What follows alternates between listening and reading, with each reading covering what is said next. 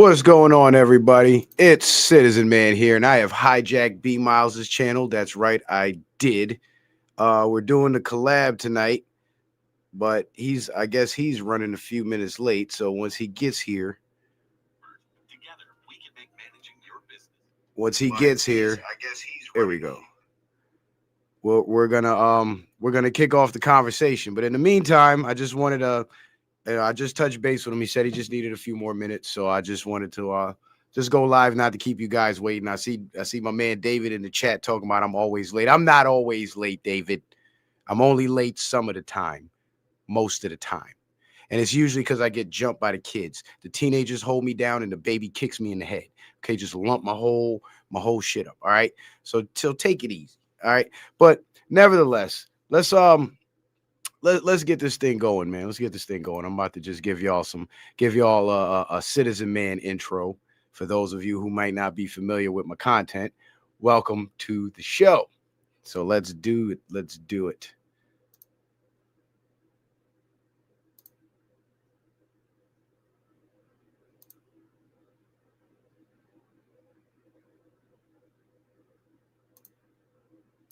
Oh, sorry about that. Forgot about the music.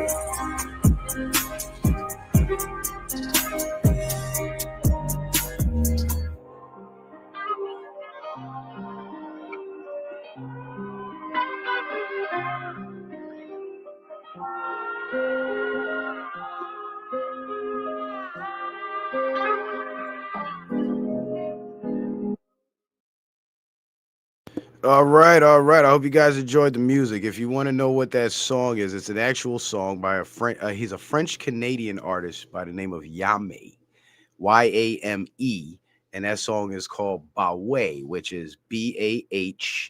Matter of fact, let me look it up. Let me go look at it before I misinform y'all. Yeah, Bahwai, and it's actually French for oh yeah. So the song is actually called Oh Yeah, but in French.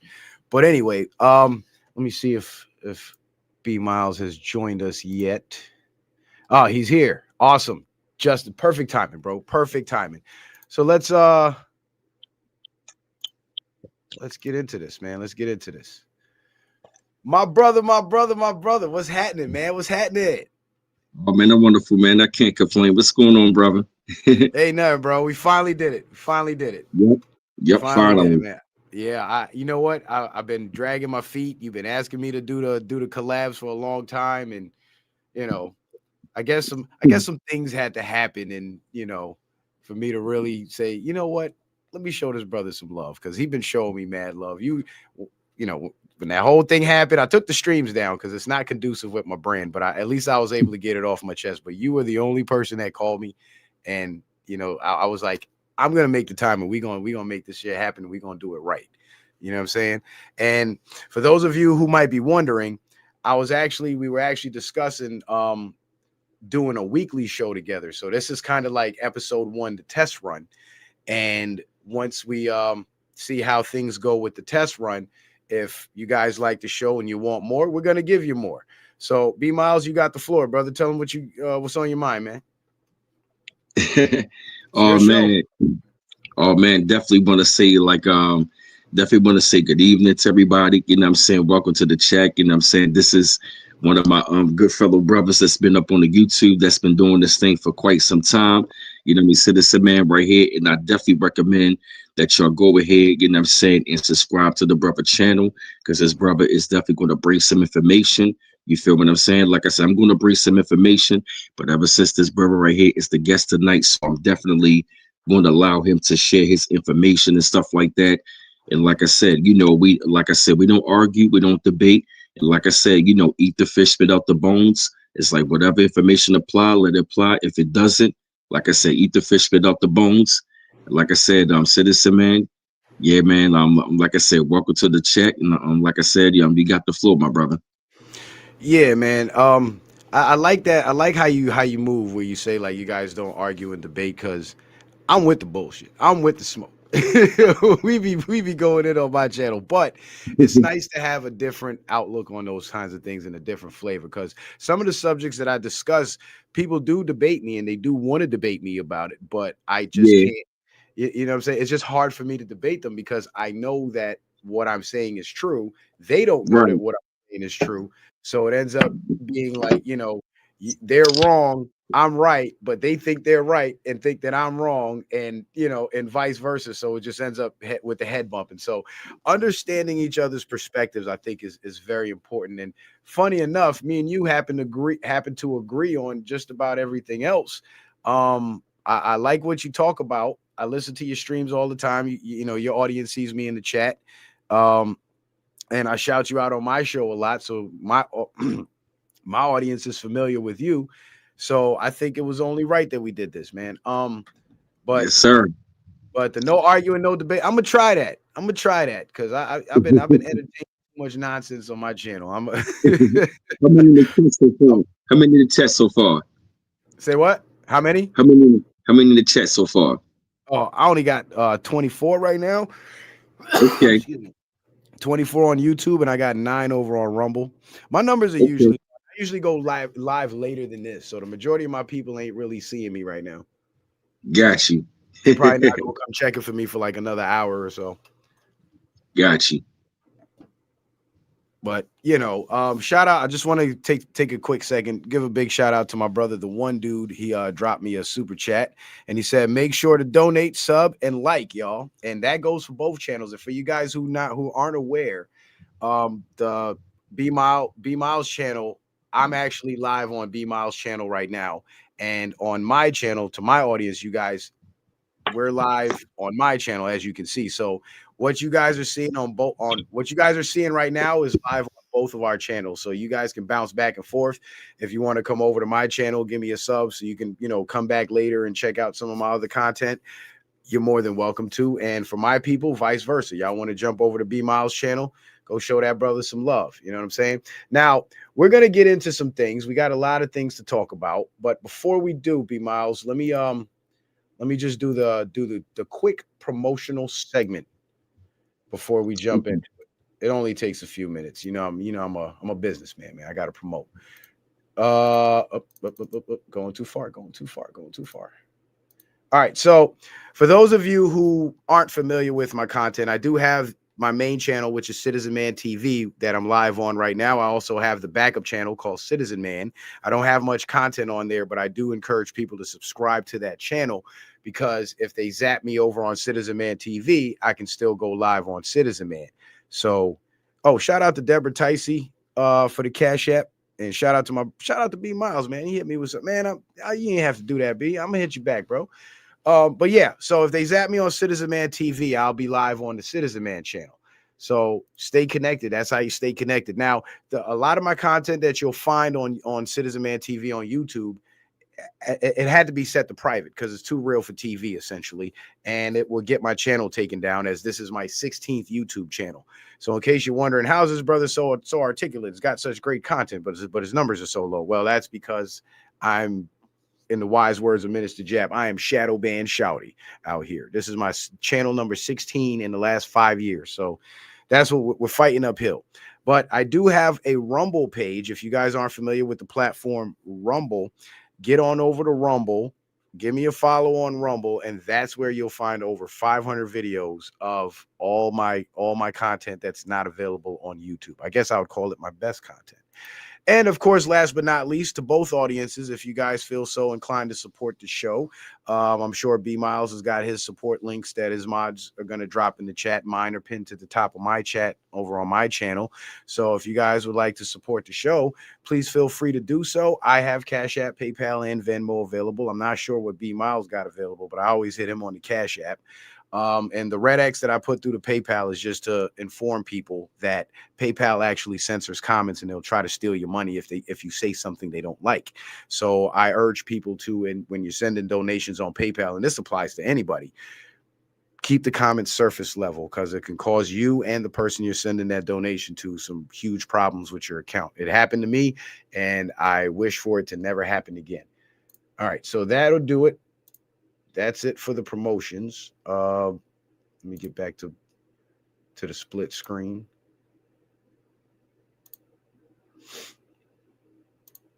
Sorry, y'all. Just give me a second here.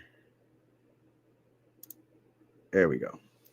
So there you have it. So B Miles, you still there, brother? Yes, sir. All right. So the topic that I put on my channel is B Miles and Citizen Man TV discuss the world as we know it.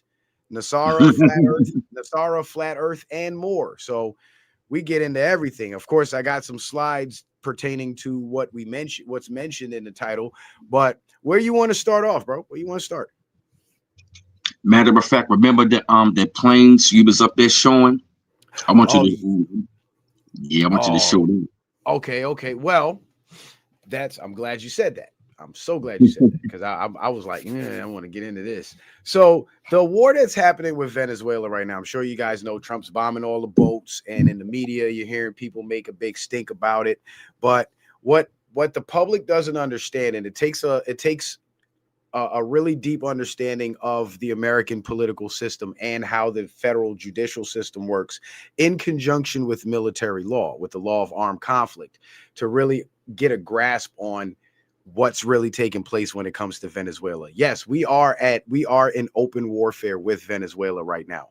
And that's why Venezuela is being targeted. Now, what you're being told in the media is it's about the drug trafficking, but it's more than that. That's just what they're telling us, because that's just what they're allowed to tell us. But what they're not telling us is, along with the drug trafficking, of course, there's human smuggling. And Venezuela was involved back in 2020, when Hugo Chavez was the president. Venezuela was actually involved in the massive election fraud that took place in 2020. And based on the law of armed conflict, when you have any foreign nation that's directly involved with the usurpation of the electoral process in a sovereign nation, that is considered an act of war. So once it was discovered and brought to light that Venezuela was involved with the Smartmatic and the Dominion voting systems, the electronic voting machines that were flipping the votes, Venezuela now became a literal enemy of the United States. So Trump went light on them and said, we're going to stop the drug trafficking, and started stopping the boats. Now, the boats that are getting bombed are just a few of hundreds, because what's happening is the U.S. Navy, in conjunction with the Coast Guard, if they get far enough north, they're stopping the boats, like how the cops will pull you over on the street. they're stopping the boats, and the majority of the boats are stopping, and the ones that aren't stopping are the ones that are getting bombed. Now, what's happening to the people that are being apprehended on those boats that are actually stopping is a more interesting question, because we have the prison in El Salvador, where the illegals that are being, a lot of the criminal aliens that are being deported are being sent to. We have a couple other facilities around the world, all the way over in Africa, and I think it's in Sudan, I believe. And of course, there's Guantanamo Bay, which had been massively expanded back in 2018 and 2019 under Trump's first term, and that was for a whole different purpose. That you got to come to my channel to get all that, because it goes real deep. Now, those guys, at the same time, they're being interrogated, and they're telling on their buyers here in the United States. I don't know if you guys have put the pieces of the puzzle together, but if you go and look through the news headlines, what you'll start seeing is there's all these major drug busts that are happening all across the country involving people of foreign nationalities, right? They're finding, 1,000 bricks of cocaine here, 100,000 kilos. Like 100 kilos of fentanyl over there, and it's all over the country, from Boston all the way down to Texas, all the way out to California, Washington State, New York. They're everywhere. And this is all linked to the mass deportations. Now, if you go look at the footage of the mass deportations and the ICE raids, you'll see guys with vests on that say HSI. And of course, the FBI is with them too. The HSI stands for Homeland Security Investigations.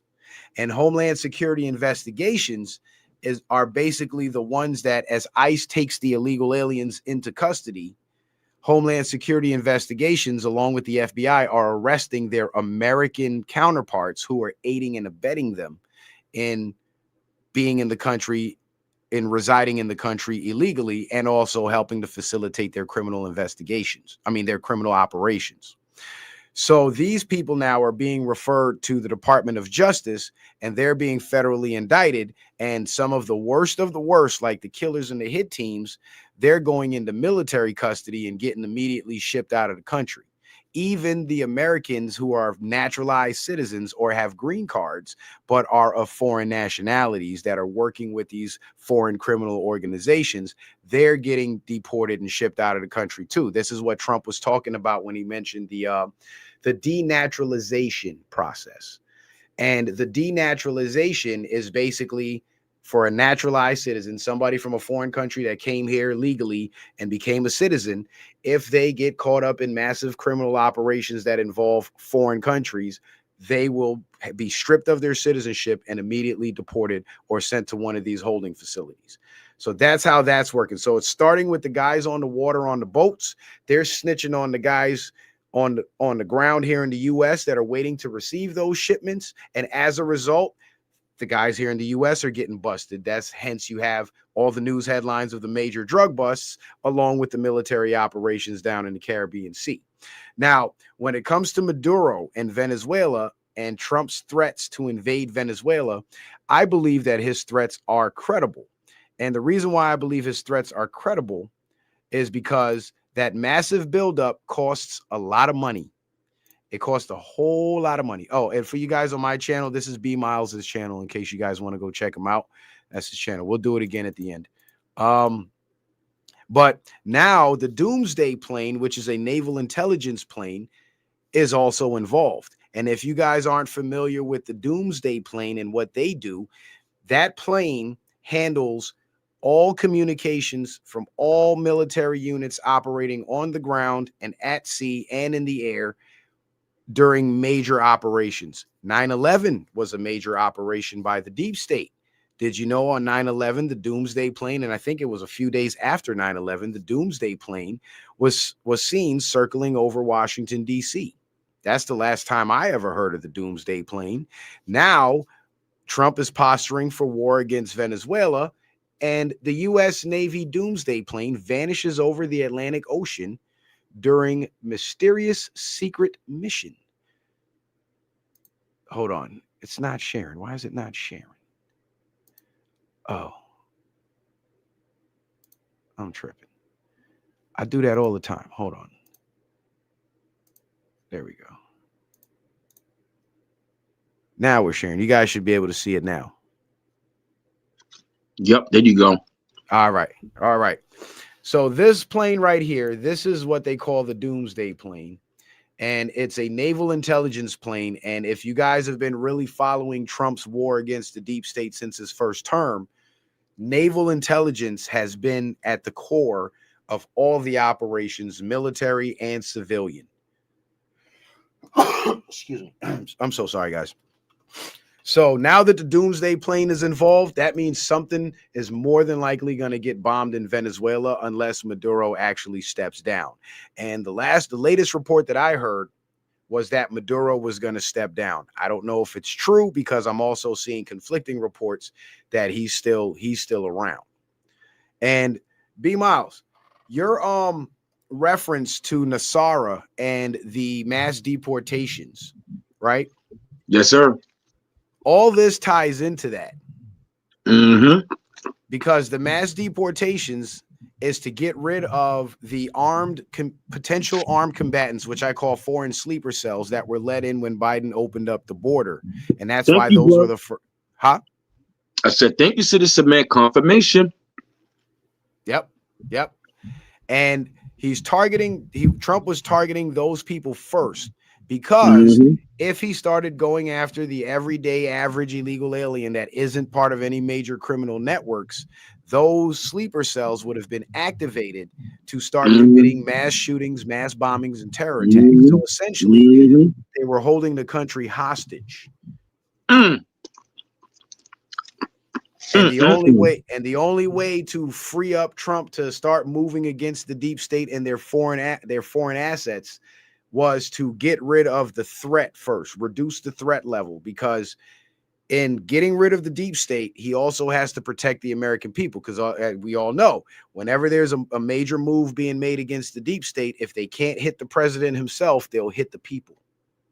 Because if you have a president sitting in office and there's all these mass terror attacks and people dying all over the country, that reflects very poorly on the sitting president. It makes him look bad because the rest of the world is going to be looking and saying you're incompetent because your people are dying and you can't stop it. Kind of like what they're saying about the president of Nigeria, where the Muslim people are running, the Muslim terrorists are running around killing the Christians and the peaceful Muslims. Everybody is saying the president needs to do something about it, but he's not.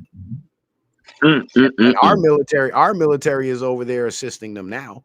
But back to the Venezuela thing.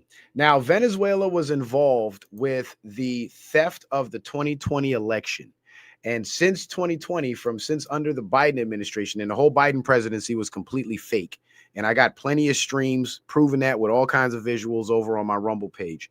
But this is why Trump keeps mentioning that auto pen.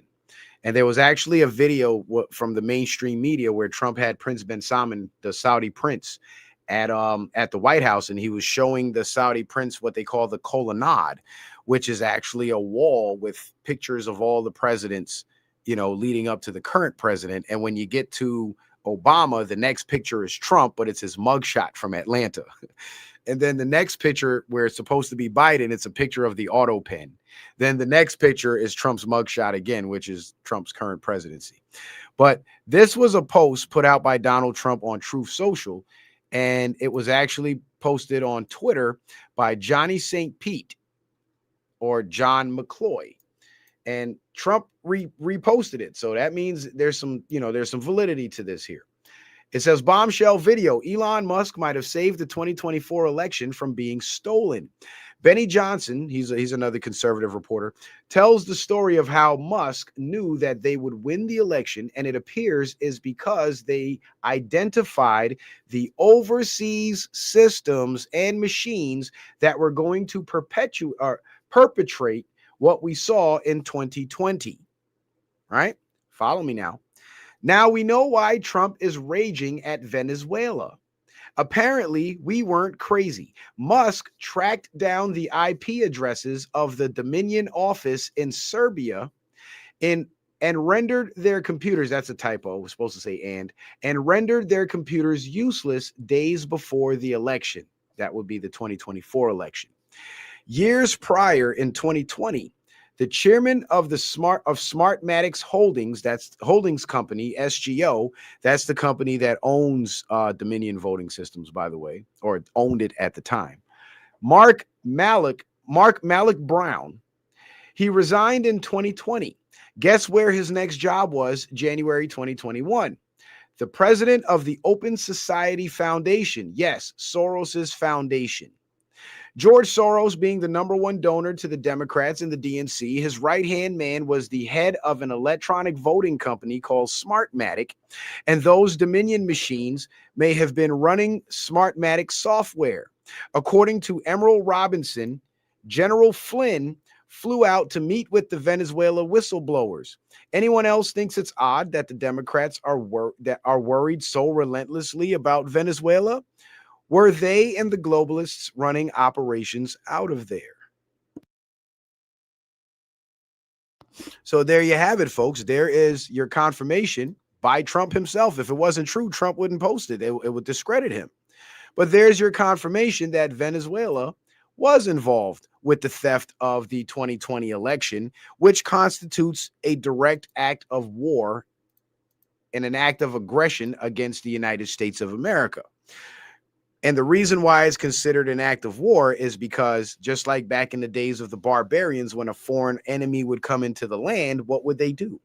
They would kill all the resistors, enslave the people, and make themselves the rulers of that land.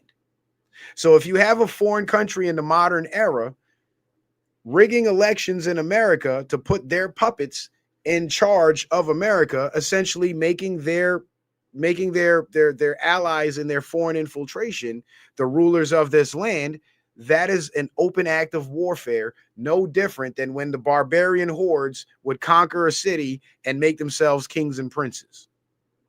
And this is why Trump is threatening war. This is why he's blowing up the boats that ain't stopping. And this is why he's shipping those guys to military prisons when they get picked up from the boats that do stop.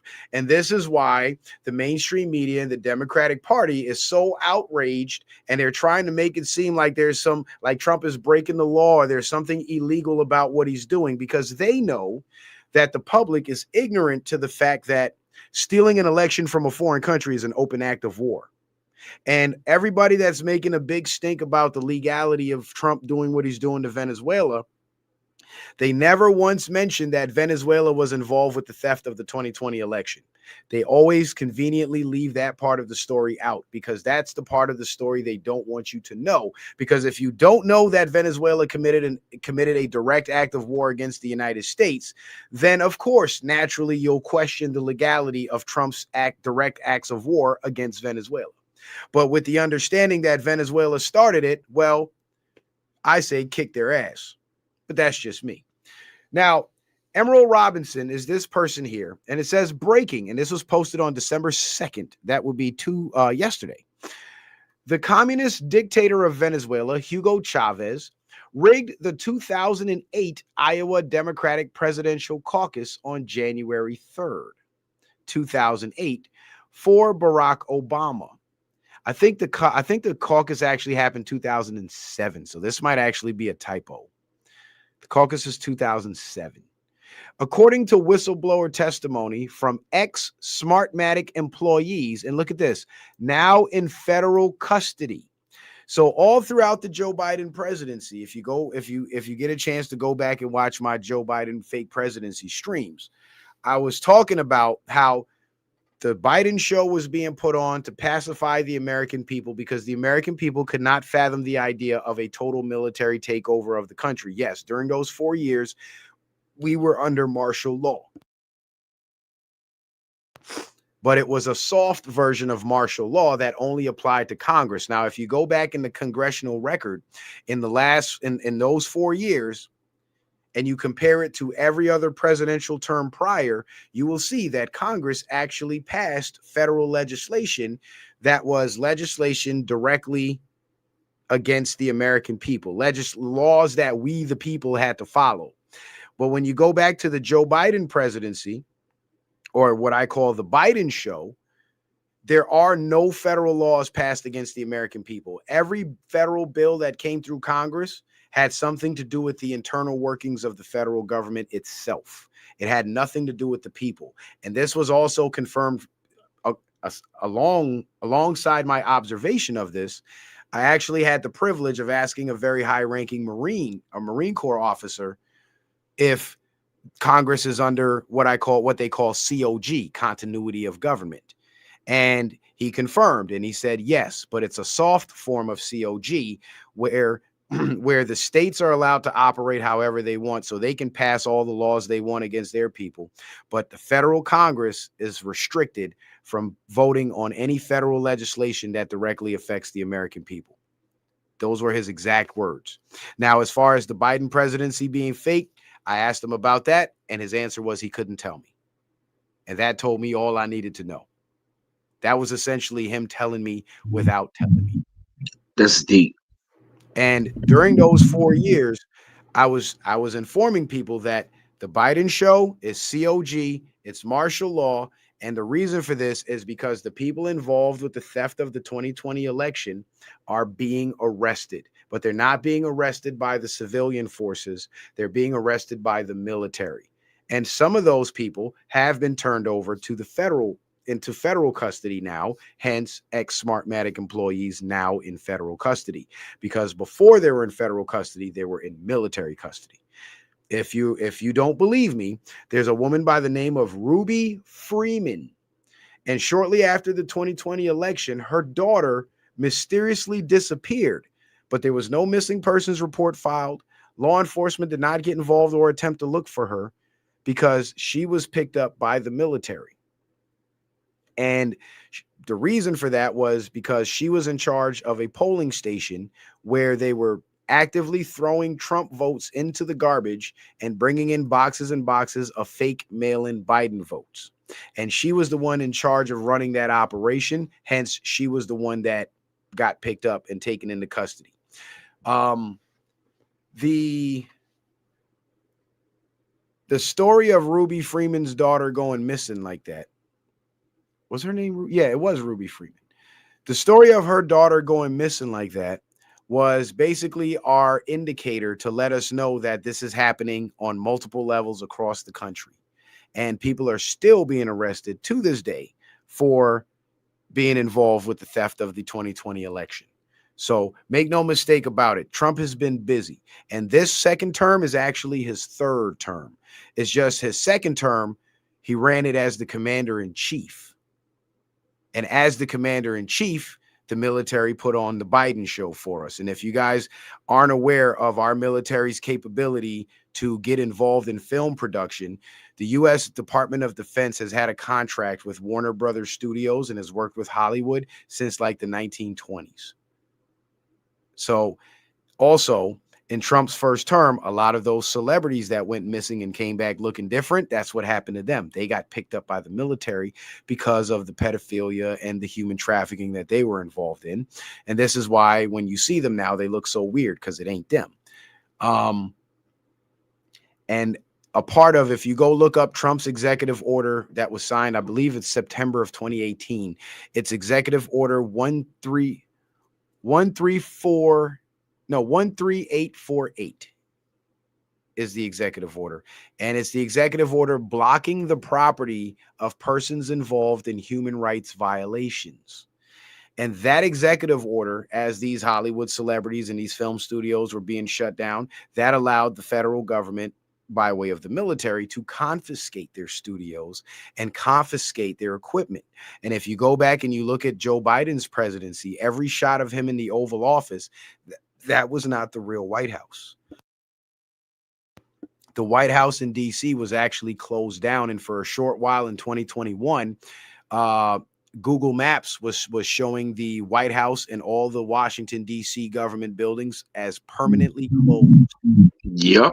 The FBI building closed down in 2021 as well. They said they moved, but who knows, right? So it was a big sweep that happened, but it all had to be done covertly and quietly, because they were still bigger players to go after, like the actual sitting Congress members who are now on the chopping block. This is why Trump is now talking about the seditious six who were telling the military not to follow Trump's orders. That also is an act of war. That is now siding with a foreign enemy, and they more than likely are going to hang. And what's interesting about that is when Trump had that ballroom construction started on the east wing of the White House, if you look through history, ballrooms have also been used to double as courtrooms.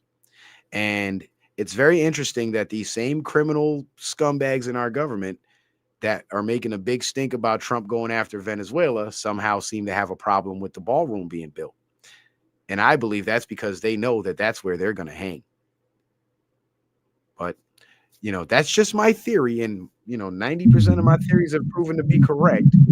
You know, but sometimes I miss those. So don't quote me on that. Don't quote me on that.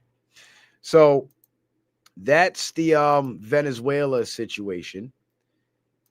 And that all is in part, that all ties into what Brother B. Miles himself had actually made me aware of so many years ago, NESARA. And for you guys on B. Miles' channel, he showed you guys in the book where part of NESARA was removing these illegal aliens and making way for the American people. Yo, B, you got some feedback, bro. I'm gonna mute your mic, all right? Okay, man. Okay, my fault. Yeah, unless you want to chime in and say something, you know what I'm saying? I'll give you the floor. Oh no, you good. That was my fault. Go ahead, brother. You good. All right, cool. All right, so NESARA, and I've been teaching on my channel over on Citizen Man TV about NESARA, and I've been correlating each tenet of NESARA that's supposed to be enacted with certain things that Trump has done, right? Because some of it has been done already and some of it has yet to be done. I'll give you an example. The abolishment of income taxes. That's one of the things that has yet to be done. And if you look here, I hate that I have to keep doing this. Ryan Fournier, who is a conservative reporter, President Trump just announced he expects the income tax to be abolished soon. This would be the single greatest economic move in American history. Imagine taking home 100% of your paycheck. The economy would explode overnight. Now, another tenet of NESARA that has already been enacted would be this one. Where is it? With the Federal Reserve. Initiates new U.S. Treasury. No, that's not it. Where's the one with the Federal Reserve? Where he said the Federal Reserve is going to operate under the U.S. Treasury. Initiates U.S. Treasury bank system in alignment with constitutional law. So it has to be up here. Oh, creates new U.S. Treasury currency, rainbow currency. Monitors elections and prevents illegal election activity or special interest groups. This is what's happening right now with the Venezuela thing since 2020. This part here, the monitors elections and prevents illegal election activities.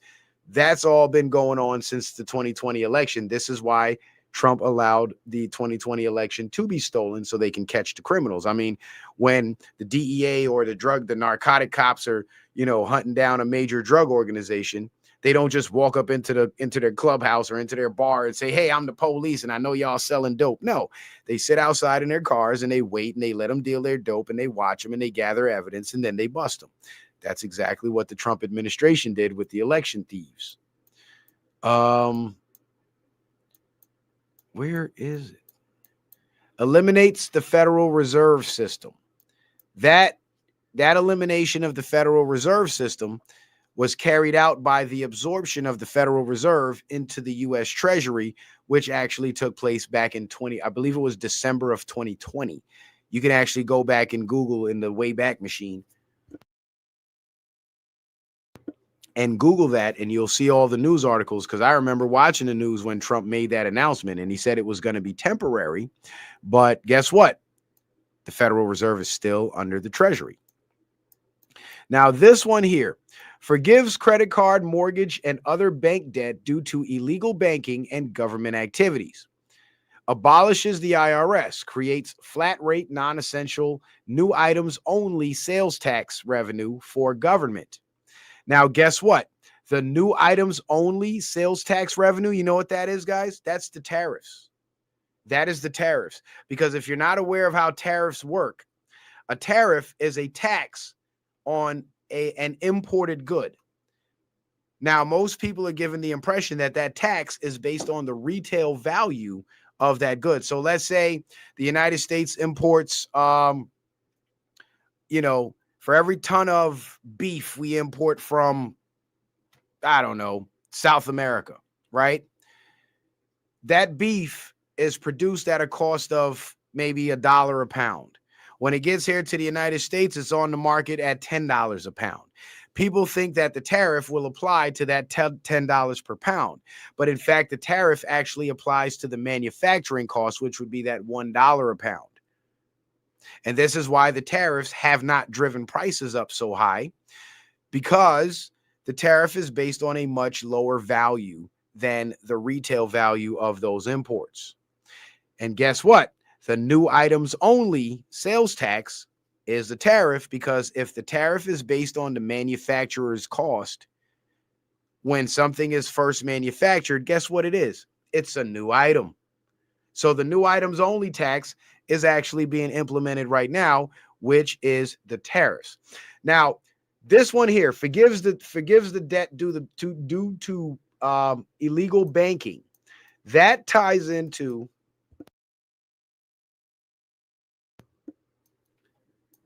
let me see.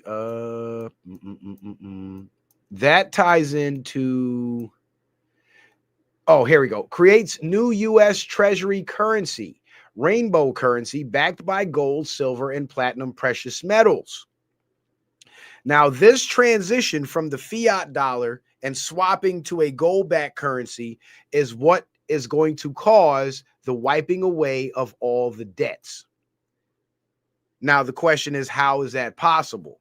Well, if you study international trade, where countries that use different currencies with different values, how they formulate their trade agreements, their contracts, in every contract, like let's say I make an agreement with China to buy, I don't know, 10,000 lithium batteries every month from China, right? China will agree in that contract to sell those batteries to me for $500, $100 a battery, right? So I agree to paying $1 million to China for 10,000 of those $100 batteries.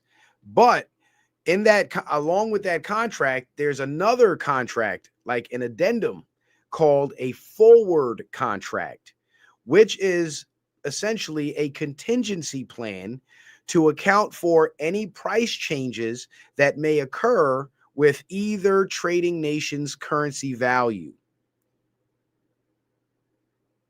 Okay?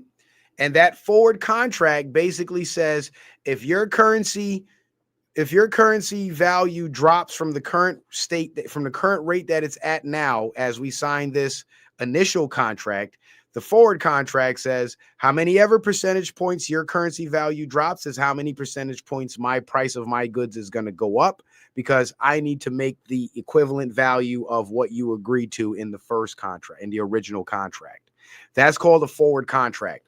Now, the beautiful part about it is every credit card, mortgage, and loan, car payment, any bank debt, any debt to any lender in the United States that you have taken out and signed a contract to that you now owe money on, it's a domestic transaction. It's not an international transaction. So at the time the contract was written by the lender, it was written with the assumption that there will be no change in the value of the currency, because our transaction is denoted in that same Federal Reserve note fiat currency.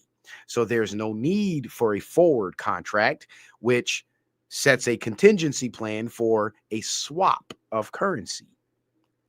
Now, a change of currency and a swap of currency are two different things.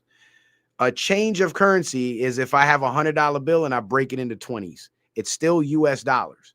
A swap of currency is if I have a $100 bill and I go to Canada and I trade that $100 bill for the equivalent in Canadian dollars based on the exchange rate. So if the Canadian exchange rate is 2 to 1, $1 is worth 2 Canadian dollars. A swap would be me trading my $100 for 200 Canadian dollars. Totally different currency. Now, because these domestic loan contracts do not have forward contracts, once that swap to a gold-backed currency happens and there's no fiat currency being used in the economy anymore, that will essentially, by all legal standards, constitute a currency swap. So the fiat currency now becomes null and void, and the new currency that's accepted in domestic commerce will be the rainbow currency. When that occurs, because none of these lenders have forward contracts, all their debts now become null and void. Let me put it in simpler terms for you, because I know the economic talk, it confuses the best of us, and it took me years of study to understand it. So now with my understanding, I can give it to you in simpler terms. So if you have to explain it, you don't have to play back this video. You can just explain it. If I make a deal with B Miles and we shake on it, and I say, next week, B Miles, if you give me 10 oranges today, I will return you 11 oranges next week. That's our contract. No forward contract, nothing, because the oranges are forever going to be oranges. They'll never change, right? But let's say during that week, all the oranges get sold out and there's no oranges left. I can't come to him with 8 apples and say, hey, B Miles, I don't have your 11 oranges that I owe you in my contract, but I do have 8 apples. Guess what happens? There's nothing in our contract that says anything about trading for apples. So once the oranges disappeared from the market and the new currency is now apples, that contract based on oranges is null and void, which means B Miles can either accept my payment of apples and call it square, or I can be a dick and say, hey, we're not paying in oranges no more, so I don't owe you shit. You see what I'm saying? But he's my brother, so I'll give him the apples. But these lenders, they are not your friend. So you have to take the latter approach with these lenders. Now, here's where it gets tricky. Once that currency swap happens, those lenders are not going to come to, they're not going to call you or send you a letter and say, hey, you don't owe us anymore because we swap currencies and our contract is null and void. They won't tell you that. There's a lot of legal shit that happens behind the scenes with these banks that they don't tell you. Of course, we all know that. Well, here's one of those secrets. They're not going to tell you that. But what you can do is stop paying that debt once the currency swap happens. But it has to be officially announced by the U.S. Treasury and by the president himself. And the legislation would have to be signed into law before you can make this move, because the laws protect you. You can then stop paying that debt. Your debt collectors are going to put you into default. Then they're going to initiate legal action against you. If it's a car loan, they're going to initiate legal action to repossess. If it's a mortgage, they're going to initiate legal action to foreclose. Once you get that notice of initiation of legal action, you then respond to them with the international trade laws pertaining to forward contracts that account for currency swaps. Then you attach with that the announcement of the currency swap from the fiat US dollar to the gold-backed rainbow currency and declare that contract with them null and void. And you know what's going to happen? They're going to cancel the contract, free you from that debt, and they'll leave you alone. And here's why. Because once they decide to fight you and take it to court, they will lose. As long as you bring up the forward contract and the lack thereof, the existence of forward contracts in these situations and the lack thereof from your lender, they will lose in court. And not only will they lose in court and have to cut you loose anyway, but now it becomes public record. And you can then use those court documents to share with other people that, hey, this is an effective strategy to get out of your debt once that currency swap happens. That's how the forgiveness and the cancellation of all debts is going to occur. But it's we, the people, that are going to have to initiate that cancellation. But for most people, they don't have a clue of any of this. So once we switch to a gold backed currency, they'll just think, hey, I owe $15,000 on my car. I'll pay $15,000 on my car, completely disregarding the fact that the $15,000 that they owe is a totally different currency from the $15,000 that they're now about to go pay, which they legally aren't obligated to. And I'll tell you right now, people might think it sounds crazy, but if you go look up international trade laws and forward contracts and you go look at all your loan contracts, that's the element that's missing. That's the element that would validate that debt once the currency swap happens. But if that element is missing and the currency swap happens, all debts and contracts in the abandoned currency are also abandoned, null and void. That's how that works. So NESARA is underway. Certain tenets of NESARA have been taking place, and more are yet to come. Now, the one that's of the most interest to me, because, you know, I'm a businessman. I kind of like money a little bit, you know, not too much, because I'm not covetous. I'm not covetous or greedy. I'm very altruistic. I give a lot. That's why I like money, because I like to help other people. But you can't help other people if you can't help yourself, right? Where is it? Okay. Initiates first phase of worldwide prosperity distribution of vast wealth, which has been accumulating for many decades. Releases enormous sums of money for humanitarian purposes. Those two right there, right?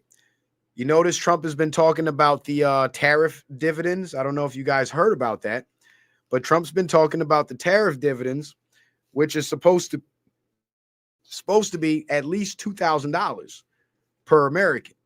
And they say at least because it could be more. Also, there's still the Doge dividend that Elon Musk was talking about last year. That's kind of went quiet. But all that money is still going to come to the people. But what I believe is going to happen is it's going to come sometime right before the 2026 midterm election, because that will ensure that every candidate that Trump endorses for office is going to win their election, because America is going to love Trump when they get them $7,000 or $10,000 checks showing up in their accounts. That's how it's going to play out. Now, what made this all possible was the PPP loans. You guys have been hearing all these stories about the people getting busted for PPP loan fraud so many years later, right? Because the loans are being given out, 2020 and 2021, right? And there's people in 24 and 25 still going to jail over that stuff. Well, here's what the PPP loan stuff was and why all that money was being given away so freely. It was a major sting operation. I'm sorry, y'all. It was a sting operation to weed out the people from amongst the population who have the means and the capabilities of intercepting this money that's supposed to be distributed back to the American people, back to its rightful owners. So they gave out all this free money and let all the scammers take it and live the high life and buy their vacation homes and their yachts and live in their houses for a couple of years. And then boom, one day they get a letter from the Fed saying you got to pay this money back or your ass is going to jail. So it was a big sting operation to get rid of the scammers. So when this happens, the prosperity distribution and the enormous sums of money for humanitarian purposes starts to happen, we the people will receive what we're due. And the criminals and the thieves and the scammers will be long locked away, out of the way. Remember, Trump is a builder. Trump is a real estate developer. And as a builder, you got to know masonry, you got to know glasswork, you got to know electrics, you got to know plumbing. And what happened with our money system is like a giant plumbing system. The disbursement system where the government gives out stimulus money. It's a huge system of pipelines that funnels that money from the government agencies into the hands of the people. But with all the scammers running around during the PPP loan time, those scammers would essentially be leaks in the plumbing system, right? So if you want your plumbing system to function properly, and of course the money is the water, and you don't want that money or that water leaking out at certain points along its journey to its destination, and you want 100% of that water to get to where it's supposed to go, what do you do with that plumbing system? You have to pump water into it. You have to pressurize that system. And once that system is under pressure, now the leaks can be detected. Now you're going to see where that little bit of moisture is developing, or you can hear that little hiss of the spray from that tiny little crack in the pipe. And once you identify all the leaks, you shut off the water, you let the pipe system drain, and then you begin your repairs. That's what happened with the PPP loan money. That was the pressurization of the money disbursement system between the government and the people. The scammers were the leaks. Thus, they were discovered. Now they're going to jail and they're out of the way. And now that all the repairs have been made to the plumbing system, when it's time to turn on that water or disperse that money, 100% of it gets to its destination. You see, what Trump is up against is a massive system of fraud that has existed since the Egyptian pharaohs, to tell you the truth. And that massive system of fraud cannot be taken down overnight. As much as we like to see it happen overnight, it's not going to happen overnight, because the perpetuators and the protectors and the defenders of that fraud are too deeply entrenched within not only our government, but our society. So both ends of the spectrum have to be addressed. And that's what we're seeing. This is why we're seeing government officials and local communities getting indictments. There's been thousands of indictments in the last 2 years, if you guys haven't been watching. And on the civilian side of things, people are going to jail, roundups, mass deportation, etc. It's a beautiful thing that's happening if you can really read the tea leaves. And I hope that, what I'm sharing with you guys tonight, if been a little confused or hazy about what's been happening and why, maybe perhaps, this presentation will have shed some light on that. But B Miles, what do you got on Nasara, bro? I'm going to give you the floor. I kind of been hogging the mic. I apologize. Now you good, bro. You good. Now you good, man. Now you good, bro. Pretty much, man, about Nasara. So you wanted me to talk about how much money they owe us and stuff like that. Whatever you want to get into, bro. Whatever you want to get into. Oh, hold on, you breaking up, bro. It sounds like you got a shortage in your mic or something. Can you hear me now? It sounds a little better, but it sounds like a lot of movement.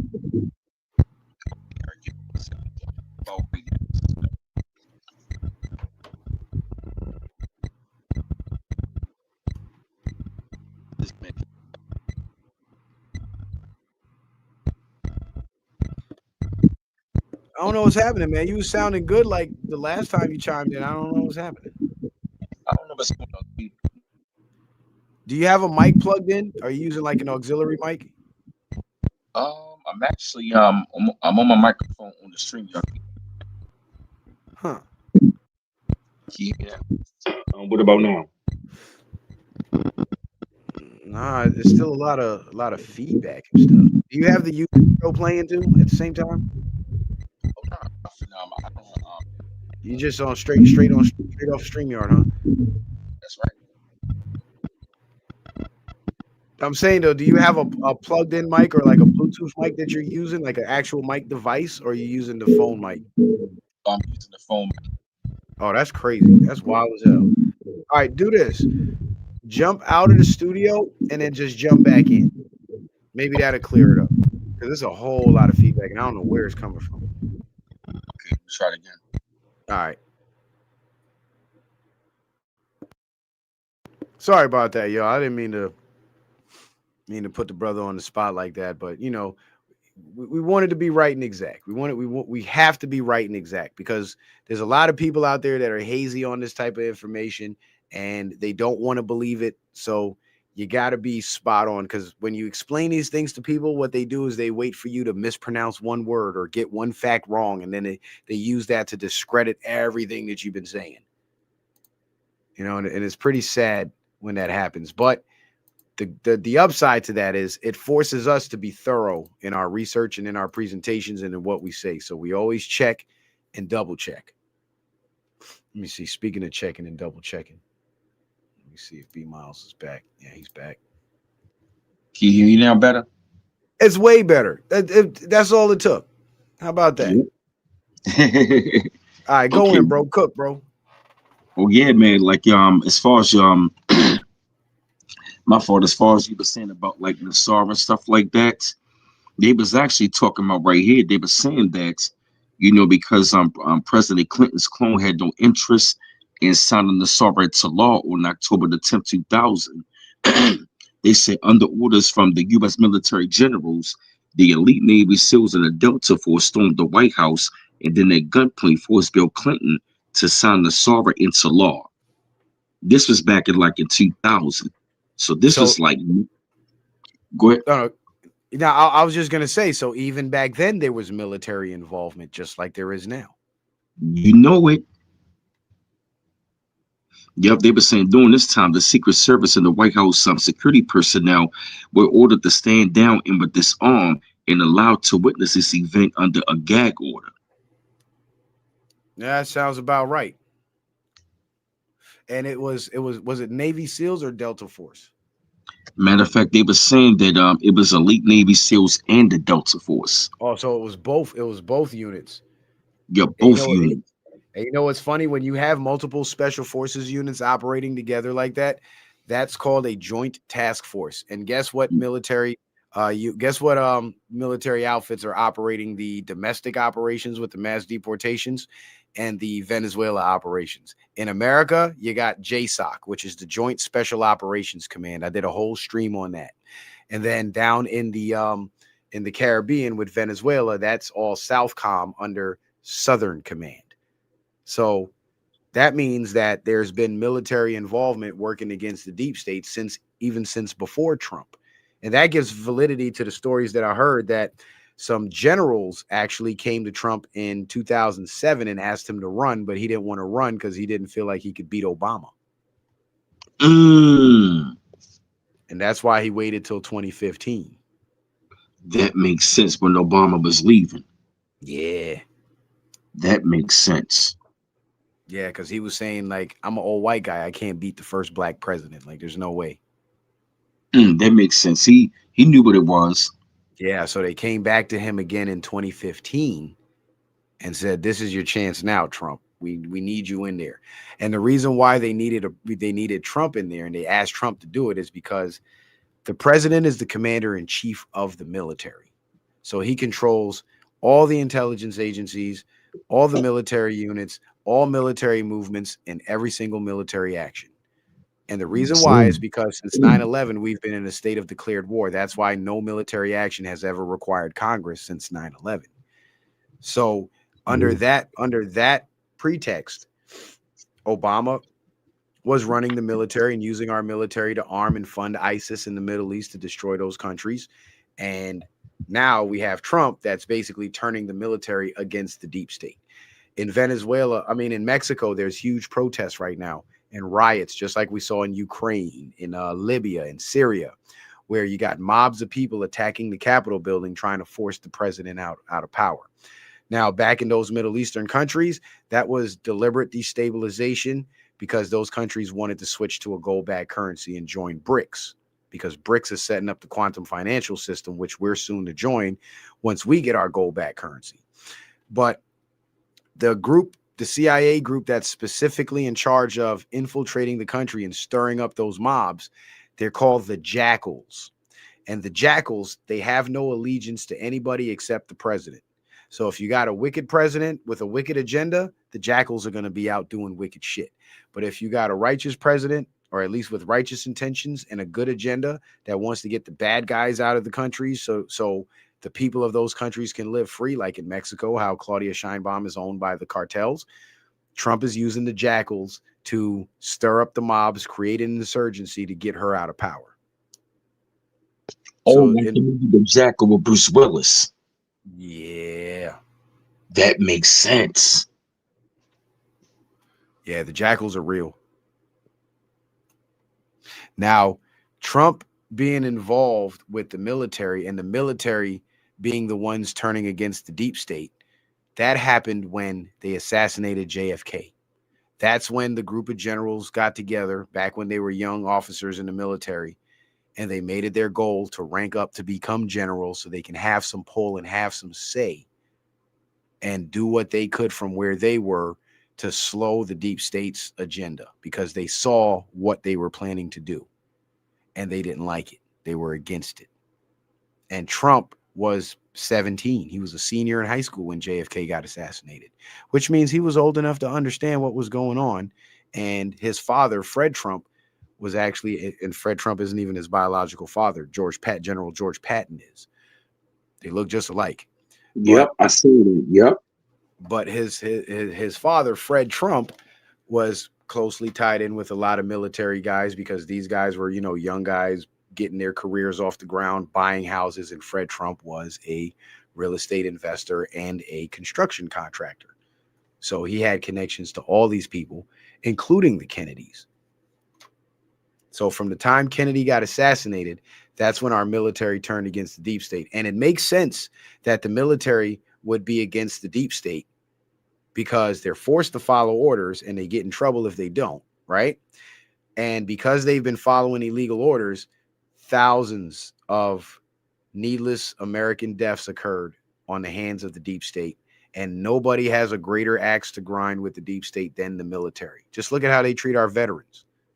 If given half a chance to put somebody in office that would abolish the entire deep state operation so future generations of military service members don't get sent to their deaths in the name of the banks, you think they wouldn't do it? Of course they would. I would. So this is bigger than Trump. This is actually a full-scale military operation against the deep state worldwide. Now, when it comes to Israel, that's a bit more confusing, because Israel has a little bit more pull here in the United States. But Trump has abandoned Israel. Iran just dropped bombs on Israel a few weeks ago, and they're planning on dropping more bombs. China has openly threatened to evaporate Israel, basically nuke Israel, if they touch any of the Chinese aid ships going to Gaza. And Trump's not helping, and because Israel used to have the Iron Dome missile defense system.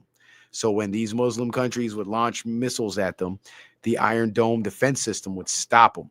But the Iran strikes on Tel Aviv were a test run to see if Trump was for real and that Israel was out of... Hello? Citizen Man? Yeah. Yeah. Can you hear me? Now I can. You was breaking up for a second. Oh, shit. The Iron Dome missile system had to be replenished, in America were the ones replenishing it. But Trump cut off that supply. And the Iran missile strikes on Tel Aviv was proof that the Iron Dome system is down. So Israel is open and vulnerable. So you see Trump on TV, kissing up to Israel and talking nice and this and that, but he's completely turned his back on them. Because if you go listen to what Netanyahu says about Trump, it ain't too nice. And it's with good reason, because Trump left them hanging, and he abandoned them, basically. So with Israel, the reason why Trump is still kissing up to Israel publicly, while privately he's abandoned them, is because Israel has Mossad agents all over the country, and they are some of the most elite hit squads to ever exist. Most political assassinations that have occurred in this country has either been MS-13 gang members that carried it out, or Israeli Mossad agents. Israeli Mossad carried out 9/11. So the MS-13 gang members, they handle the light work. The Mossad, they handle the heavy, they do the heavy lifting. So essentially, along with the illegal alien sleeper cells holding the country hostage, you also have the Israeli Mossad agents holding the country hostage, and they have more lethal capabilities than the illegal aliens, who could maybe bomb a park or a building, or shoot up a music event or a mass gathering event. Whereas the Israeli Mossad, they have the ability to demolish skyscrapers with thousands of people inside, like on 9/11. So as they're holding the country hostage, all their support is coming from Israel. So what Trump is doing is he's starving Israel out. And Israel was getting their aid from the European Union once Trump turned his back on Netanyahu. And once the Europeans stopped supporting Netanyahu, he's now completely alone, completely isolated. He has no allies. And the rest of the world is basically waiting on the signal from Trump to collapse in on Israel and completely abolish it and reestablish the true Palestinian state. But none of that can be publicly discussed because this is all being done through covert means. I just happen to know about it because, one, I have great sources, and two, I do a lot of deep research and I'm great at connecting the dots when it comes to these events. Like, I see one thing happen, that's like seeing the ripple on the surface. But if you're a good fisherman, you could tell by the sound of that ripple, by the shape of that ripple, by the size of that ripple, what kind of fish that is under there. So as I'm looking at what's happening on the surface, my antennas are going up, and what I'm seeing beneath the surface is prompting me to look beneath the surface, and what I'm seeing corresponds with what's happening on the surface. You dig? So I'm here, bro. yeah. So there's a lot to it, but it all boils down to the biggest war humanity has ever seen since the beginnings of the royal families. And what Trump's goal is to free the nations of the world from the control of these royal families. Well, at least the nations that want to be free, because some nations like Canada and the UK, they're fine, being under the rule of foreigners and being enslaved by the fiat banking system. But here in America, we're not okay with that. Down in Mexico, they're not okay with that. Down in Venezuela, they're not okay with that. They want these dictators gone. They want these puppets gone, and they want sovereignty returned to their nations. They want to be able to cast a ballot on election day and know that even if their guy doesn't get elected, their votes were fairly counted, because the vote is the people's political power. You see, these people that we call government officials that we elect, or elected officials, that's the wrong term. That's a misnomer. They're actually elected representatives. Their job is to represent the will of the people. But obviously they don't. So they got to go. And the reason why they don't is because we, the people, have had our votes usurped. So our political power to choose who we want to have in office has been severely diminished, which clears the way for the puppets. So the big question is, well, how did Trump win in 2016 if the system's so rigged? Go look at the new voter turnout statistics. Under Obama, up until Trump's election in 2016, Obama held the record for the largest amount of new voters to turn out to vote for him. It was 9%. So of all the voters that voted, 9% of them were first-time voters, people who voted for the first time. Trump outperformed Obama with the first-time voters at a 15% first-time voter turnout rate, which means when they rigged the election for Hillary Clinton, because Obama held the record at 9% first-time voters, the voters that kind of come out of left field, they only accounted for a 9% new voter turnout rate. So when they programmed the voting machines to flip the votes, it was only to counter that 9% turnout rate. So that extra added 6% that showed up to vote for Trump is what tipped the scales, outweighed the fraud, and got him into office. Again, we the people, because if we the people did not show up, we the people would not have been, we wouldn't be here right now in the midst of this war, watching the very system that's oppressed us for all our lives, our parents, our grandparents, and the generations before them, watching that whole system get dismantled. This is the greatest time in history. And when it's all said and done, the world will be, it'll be closer to the Garden of Eden than it is now. Let's just say that. It ain't going to be perfect because there's still going to be assholes, but at least we'll have enough wealth, power, and influence to suppress those assholes and banish them back to the dark corners of society where they belong. Because right now, the assholes got the spotlight. And they're the ones destroying, they're the ones effing it up for everybody. what do you think, B Miles? Anything any response for me? Oh Or man, that's heavy, man. Oh man, that's heavy, man. I'm just taking all this information in, brother. well, I really do appreciate you giving me the floor, man. Because and this is why I do solo streams by myself, and my streams go on for like 3.5 hours sometimes, and it's just me talking because it's a lot. We're talking about thousands of years of oppression being systematically dismantled before our eyes. And I tell you, every day I wake up and I get on here and I get to share more information with the people. Like I'm in awe myself. I'm just as shocked as most of you, to be real with you. Now, the next thing on the Sarah where shit's really gonna get dicey, and this is where a lot of people say, wait a minute, hold on, pump the brakes. I don't know if we could go that far with it. Yeah, well, we're going there. We're gonna go there. Enables the release of new technologies such as alternative energy devices. Now, alternative energy devices have existed for hundreds of years, but they've been suppressed. And this is how the suppression actually worked. This is how the elites were able to suppress it. If you go back to the early 20th century, early 1900s, late 1800s, perhaps, the rich, wealthy robber barons in the Northeast, mainly like New York and Massachusetts and so on, they would hold these expos, these science expos, where inventors from all over the world would come with their new inventions to showcase them. And many of them were like, I come from a poor family. I want to get rich, whatever, whatever. They weren't thinking about how this invention could help humanity. Most of them were thinking about how can this invention help me better my standard of living.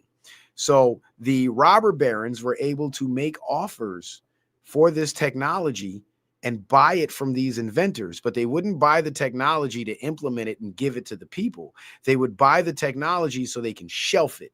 It's kind of like when you have a really good rapper coming out and he's spitting positive lyrics, but the record labels don't want to push that message. They want to push the negativity. So a big record label will come to this rapper and offer him an insane amount of money to sign him, and then they would bench him. They would shelf him. That's how they control. They view these inventors as their opposition. So that's how they would control them. But now that these robber barons are losing power, all of that old technology that they owned the patents to and they once controlled is now under the control of the Trump administration. And thus, the Trump administration has carte blanche to begin releasing this technology. But the technology cannot be fully revealed to the public until the bad actors within the government who would use this, or even within the society, who would use this technology for evil, are removed from society, whether they're eliminated through deletion, which would be execution, or locked away in prison, or exiled from the country, or whatever the case may be. These bad actors have to be removed, kind of like how the scammers had to be, all locked up before the disbursement of the dividends would come. And this new technology has been already experimented with in other countries. Japan actually just put out a fully hydrogen powered and magnet powered motorcycle. The Trump administration back in 2019 were experimenting with hydrogen fuel cells for military Humvees. Also, you got electric generate. What's the word I'm looking for? Generators that can generate electricity without having to rely on a fuel source. Essentially, draw the energy directly from the earth and the atmosphere. The air is your positive charge. The ground is your negative charge, ground.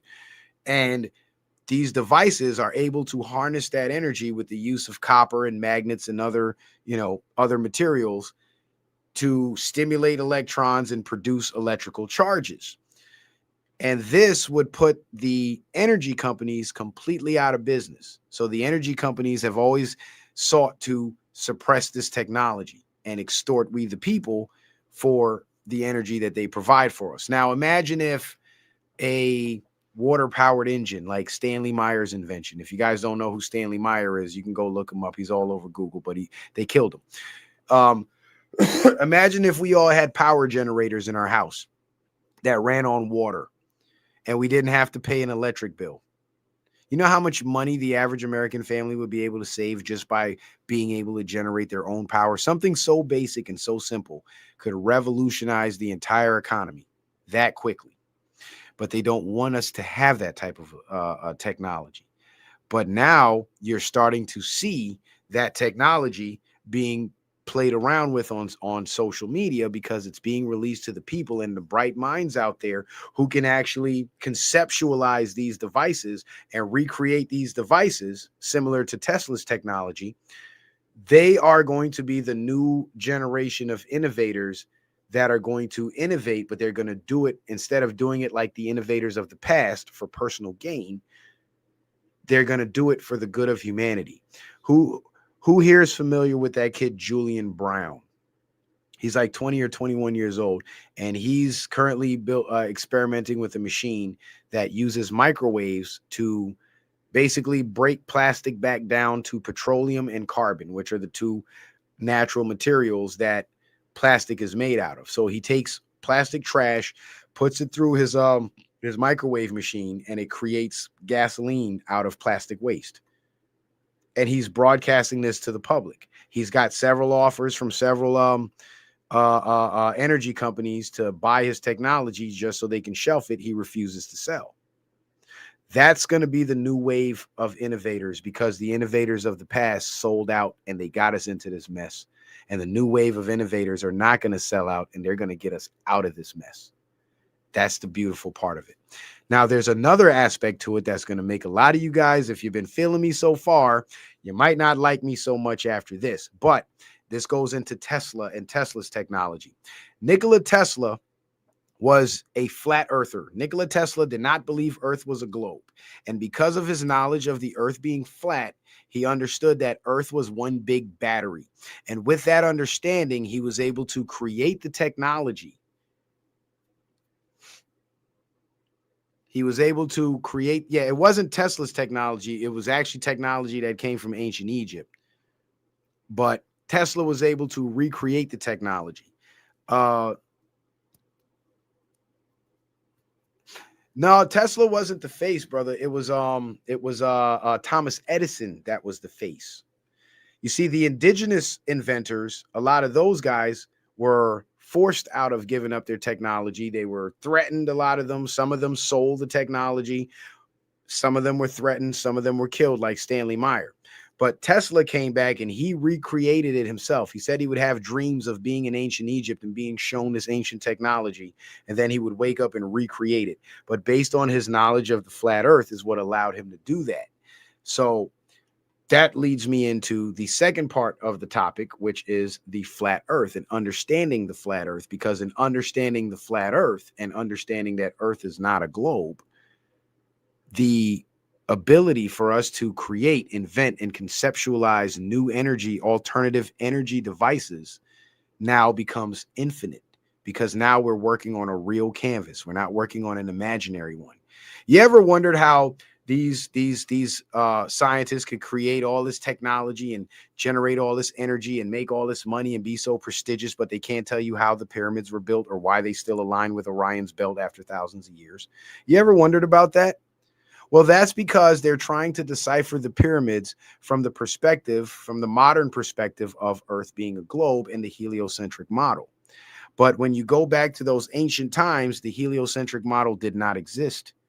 The ancient Egyptians were flat earthers. So when they built the pyramids with the flat earth in mind, on a flat plane rather than on a spinning, revolving ball. And that's where it gets very interesting.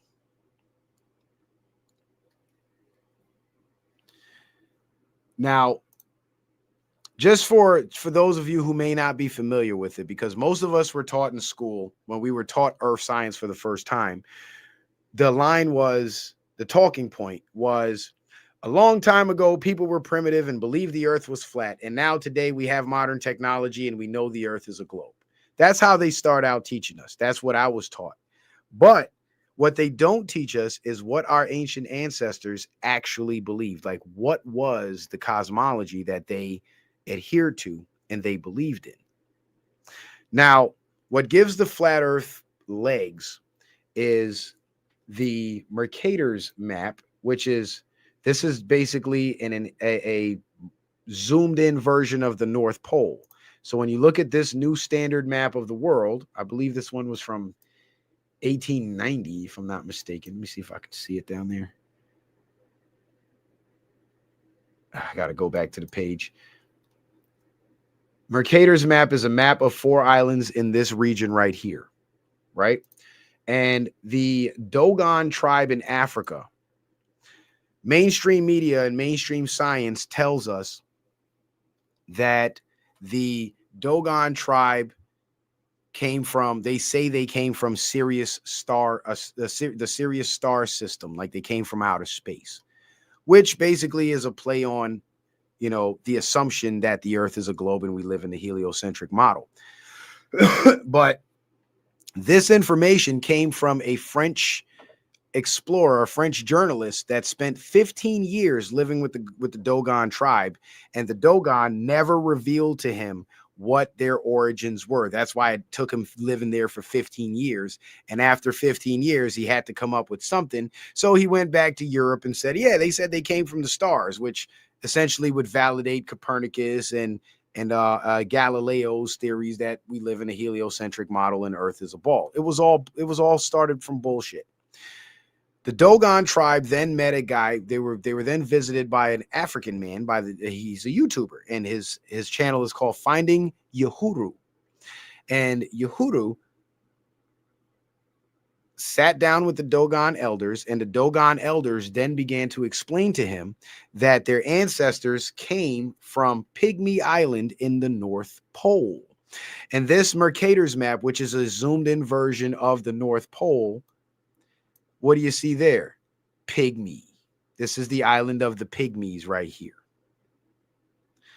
And other people, there was the land of the giants, and there were other peoples on these 4 islands. But something happened along the way that forced the people from the North Pole to essentially spread out throughout the world. And what happened at the North Pole was the Great Flood. Now, if you look at Mercator's map, there's one from, damn it, I hate these maps because when you pull them off Google, they don't come with all the data. But I believe there's one from 1490, which I think is this one. And then there was another one from 1505, which actually depicts half of the Pygmy Island underwater, right? Now, some people also say, some ancient cosmologists also say that this is where the Garden of Eden was located. And if you take a close look at these 4 islands at the North Pole, doesn't the Bible talk about 4 rivers that flow through the Garden of Eden? It sure does, doesn't it? Doesn't it also talk about gates being guarded by cherubims? It sure does, doesn't it? Now, how about this? If you look at these 4 islands, there's a huge mountain range that surrounds the entire island. Like the people living here were enclosed. And the forbidden fruit was not fruit from a tree, but it was fruit from an animal. Because during these times, this was closer to creation. And it goes back to the idea of the point of singularity. Creation started in the center and it spread all the way out, right? So these people, they had rules, and one of the rules was not to eat the animals. And if you know about reproduction and birth, your children are called the fruit of your loins, right? And for animals, they reproduce just like we do. A male and a female come together, become one flesh, and give birth to their fruit, right? Even the Bible says, be fruitful and multiply, right? And if the rules back in ancient times was not to eat the animals because there was an abundance of fruit trees, as described in the Bible in the Garden of Eden, it would only make sense because the animals too would eat the fruits, but they would roam the earth and they would propagate the seeds, hence more fruit trees would grow. But what happened is a wicked group of men decided that they were going to start eating the animals. And the Bible blames Eve, the woman, for it, but the Bible was written by men. Some of those same wicked men, in fact. But it was the men. that killed the animals and first hunted them. And it kind of became like a secret because they would share the meat, the barbecue, with, you know, their friends and people that they thought would keep the secret. And before you knew it, animals were disappearing because all the people were eating the animals and there was nobody there to propagate the fruit trees. Thus, the population of the fruit trees started to decline. And with this reduction in food, now remember, this is just an ancient theory, guys. So don't think I'm here giving you the gospel or anything. It's just an alternative theory to what we've been taught, right? So just open your minds for a second. And it actually makes sense. So with the decrease in the food supply in this North Pole region, the people then began to seek food elsewhere, search for greener pastures. Hence, they started spreading into the continents and moving south. You see, the North Pole in the center on the flat Earth, that's north. So everywhere on every point on this Earth, as you move towards the center, you're traveling north. Every point on this Earth, as you move away from the center, you're traveling south. Right? Now, how does east and west work? East and west would be clockwise and counterclockwise. So this would be your eastward motion, counterclockwise. Clockwise would be your westward motion. And if you go look up flight paths, what's very interesting is if you go look up flight paths from the United States to Asia, excuse me, to China, what you'll see is the flight paths go this way. They go from the west coast of the United States or the center of the United States up through over Russia and then down into Asia. Now, Donald Trump did something very interesting, and I believe Donald Trump has this knowledge too. When he made his trip to Vietnam, I believe it was in 2019, he went to Vietnam and then he made a pit stop in Alaska on his way back, just for the hell of it, to see the troops at the military base there in Alaska. And then when he returned to the United States, Air Force One landed in LA. Now, if you look at that flight path, there is Japan, Vietnam, and the whole Southeast Asia region down in there. You fly straight, you land in Alaska, straight line back down to LA. But if you look on a globe, the shortest distance would actually be across the Pacific, but the flights don't go that way. They always go this way. And I think that alone proves flat Earth, because you can't fake it when you're flying a plane, because they could try to fly over the ocean and fake the funk, but you know what happened? They'll run out of fuel and crash. But these are just some simple basic tenets of the flat Earth theory and why the flat Earth theory still has legs, and why someone that seems to be so well researched and as knowledgeable as perhaps I am would be so interested or so quick to lean to believing something so seemingly absurd. But the thing about it is, you got to remember, our education has been indoctrination. Education is teaching you both sides of the argument. Indoctrination is telling you one side of the argument is nonsense and only giving you the other side. Am I right or am I wrong? I got people in my own chat that get triggered when I talk about flat Earth, but the shit makes sense. Now, I want you guys to do a mental exercise for a few seconds. And I want you to think in your mind really hard of every proof that you can think of for the globe and why you believe you live on a globe. And tell me how many of those proofs did not come from the mainstream science establishment and or the space agency.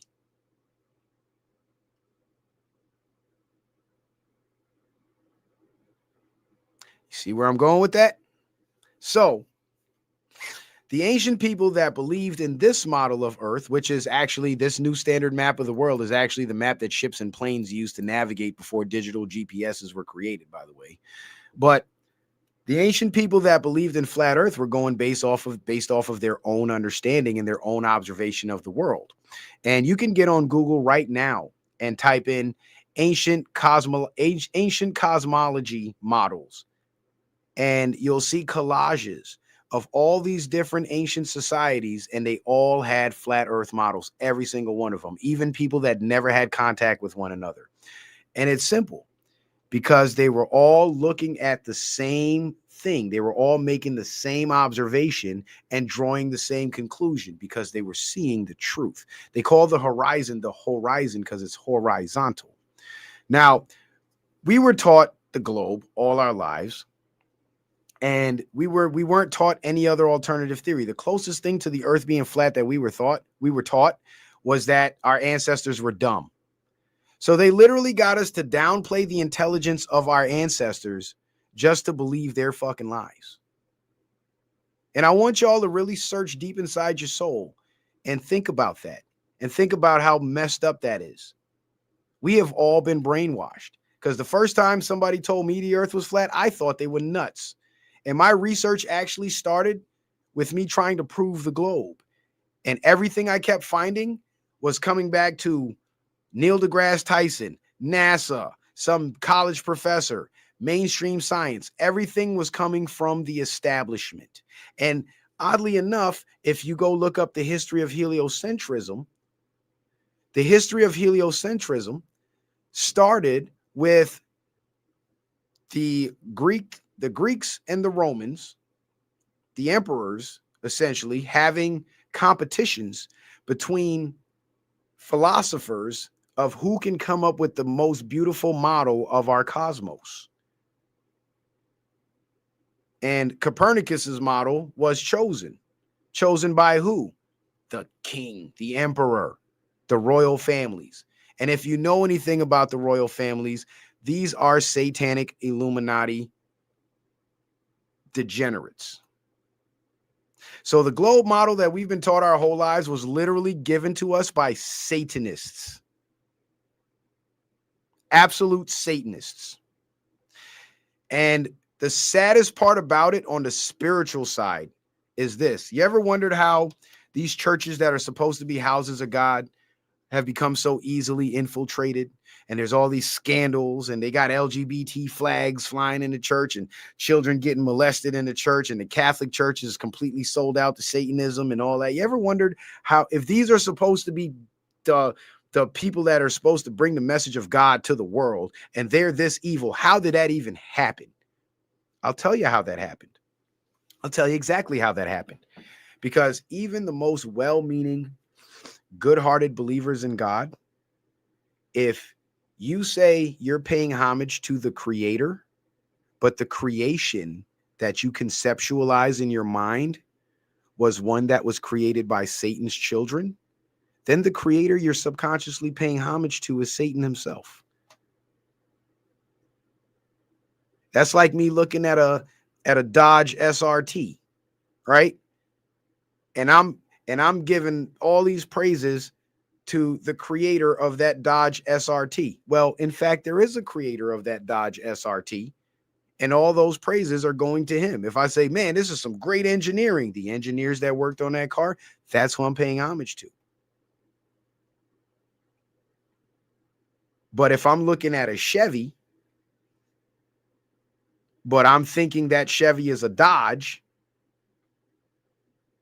and I'm paying homage to the engineers, in my mind, I'm thinking Dodge engineers, when in fact, that homage should be going to the Chevy engineers. This is part of the reason why the so-called houses of God, even in the mosques and everywhere else, have become so corrupt, because subconsciously they've given us this false creation created by Satan's children.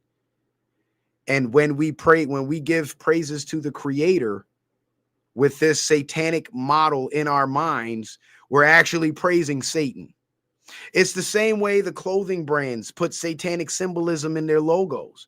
And you buy the clothes because they feel nice, they fit right, they look nice. But you're paying homage to Satan and you don't even know it. It's the same trick that they played on us. It's the same game.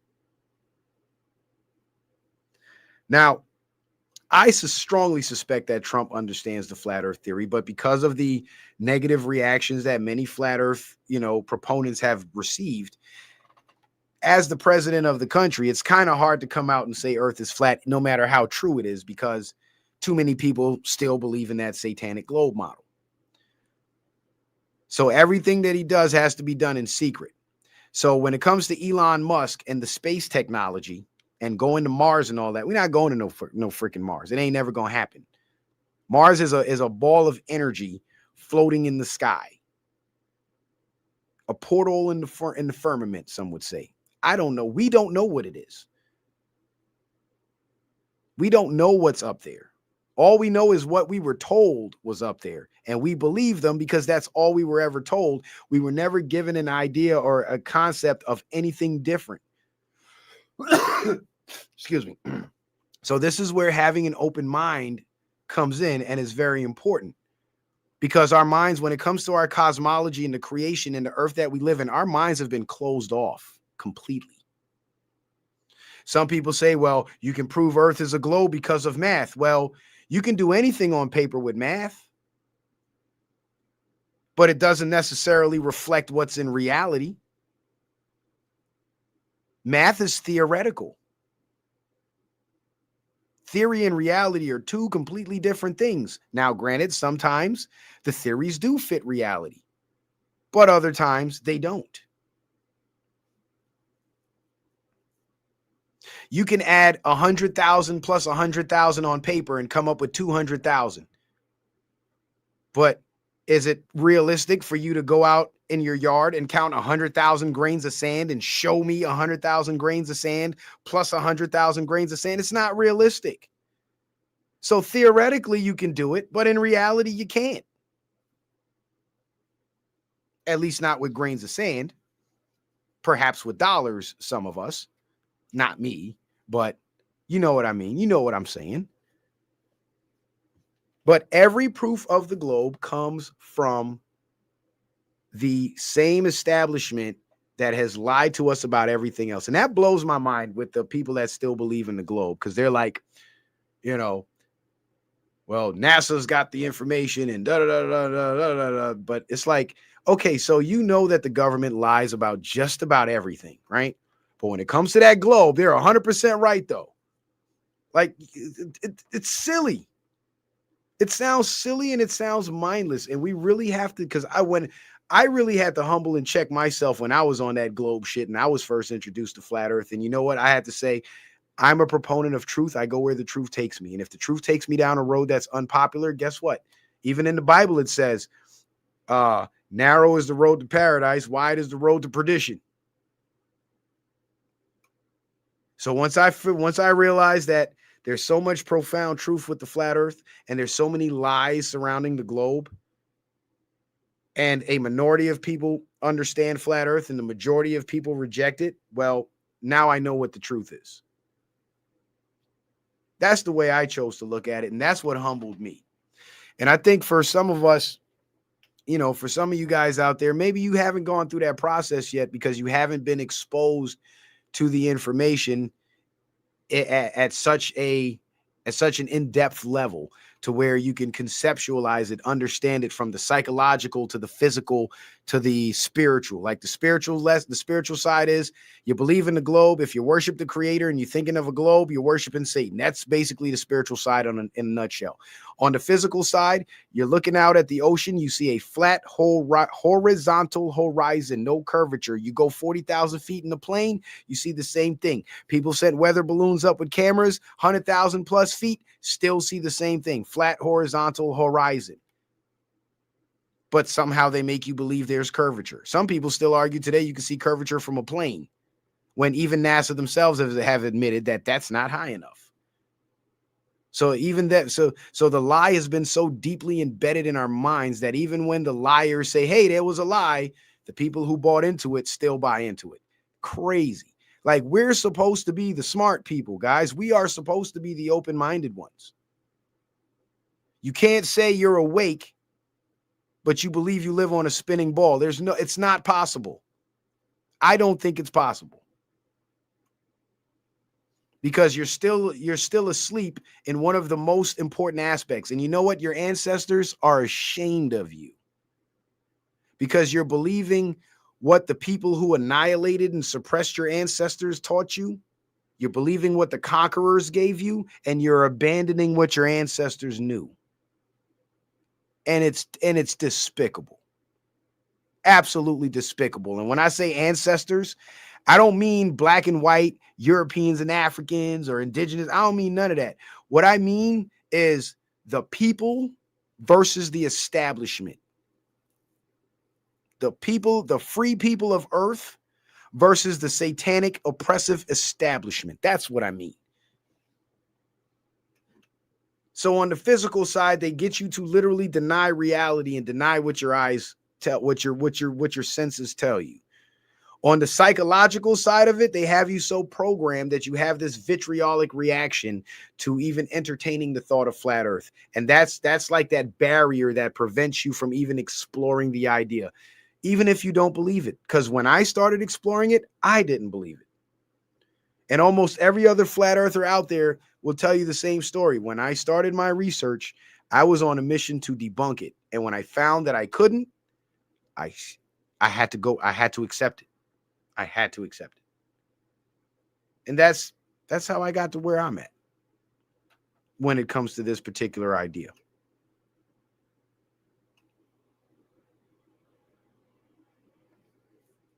And I see a lot of people in the chat not really feeling me. But for those of you who are open-minded enough and feel what I'm saying, I want you to look at those disparaging comments.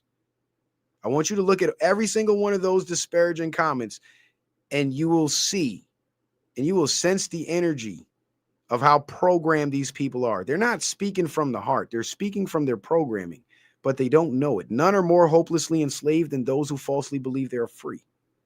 None are more hopelessly deceived than those who falsely believe they have the truth. And that's a fact.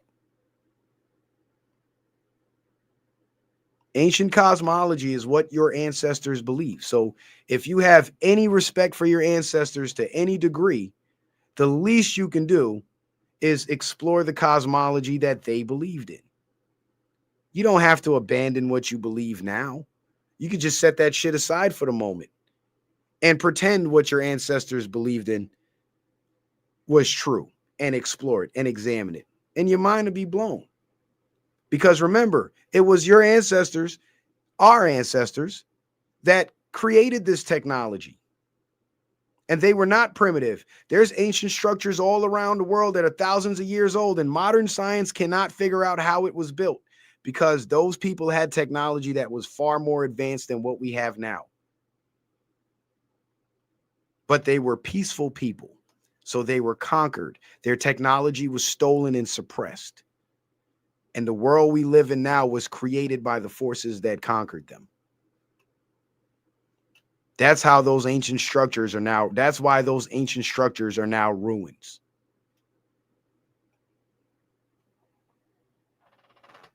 You see, flat earth is much deeper than just the shape of the earth. It's much deeper than that. And the globe ain't nothing but a stink-ass satanic religion. You know why? Think about it. Islam is a religion. In Islam, you're taught to believe in Allah. And you're also taught people who don't believe in Allah, there's a label for them. They're called infidels, right? In Christianity, you're taught to believe in Jesus. And you're also taught people who don't believe in Jesus are sinners. There's a label for them. And when it comes to the globe earth, you're taught to believe in the science establishment, in the scientists, in the science, quote unquote. And people who question that science, there's a label for them, right? Science deniers, conspiracy theorists, tinfoil hats, blah, blah, and the list goes on. So it ain't nothing but another religion. That's all it is. And just like them radical Muslims that kill you if you denounce Allah, them damn globe earthers will jump down your throat if you denounce the globe and bring up flat earth. It's the same thing because it's religious programming. That's all it is. And the science establishment and the space agencies, they are the priesthood.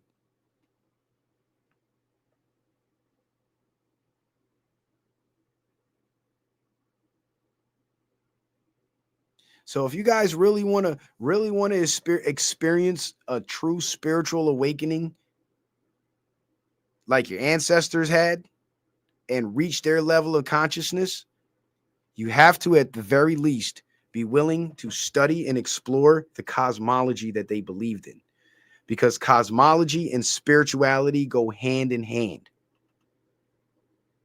Because the cosmos doesn't just pertain to what's surrounding us physically, whether we're a ball floating in space surrounded by other balls where we take dick-shaped rockets to go up there and find the balls.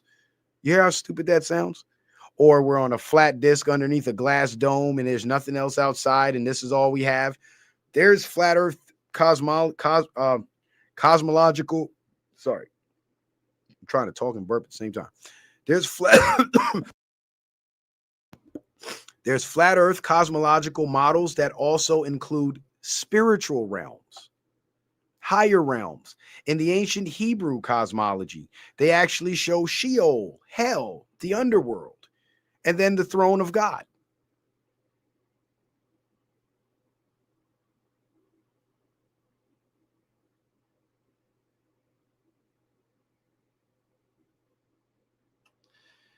Jason Jackson Wright says you can't leave the planet and become what? 360 azimuth. What do you man? He says you can't fall off the edge of the planet. Well, that whole falling off of the edge thing, here's how diabolical the globe earth Satanists are. When the flat earth argument started to resurface in modern times, they got together and created the Flat Earth Society, and they started putting out false flat earth models and then debunking them, essentially creating straw man arguments to turn people away from flat earth. Now, if flat earth was so silly, why would they have to infiltrate the movement and discredit it? Why not just let it discredit itself? They couldn't do that because it wouldn't discredit itself. It would prove itself. Now, the other point about falling off the edge of the earth, that's a moot point. It's a moot point because, as you see here on this map, Antarctica is not a little continent at the bottom of the globe, but rather it's an ice ring that surrounds our 7 continents. And along this ice ring, every nation of the world has military outposts, and it is closely guarded. And no one is allowed to travel to Antarctica unless under very controlled circumstances. So what's beyond this ice ring or ice wall, nobody knows. So to say, oh, if the earth was flat, you'd fall off the edge, again, it's a moot point because nobody has been that far and come back to tell about it. So again, making assumptions. That's not how an intellectual mind works. We don't run off of assumptions. We run off observations, facts, and we weigh the facts and the observations against our theories. And we either prove our theories or we disprove our theories. We don't just pull shit out of our ass and make it up and say it's so. You know, kind of like Copernicus and the rest of those assholes pull the heliocentric model out of their ass so they can get a chance to, you know, get their ditty on with the king.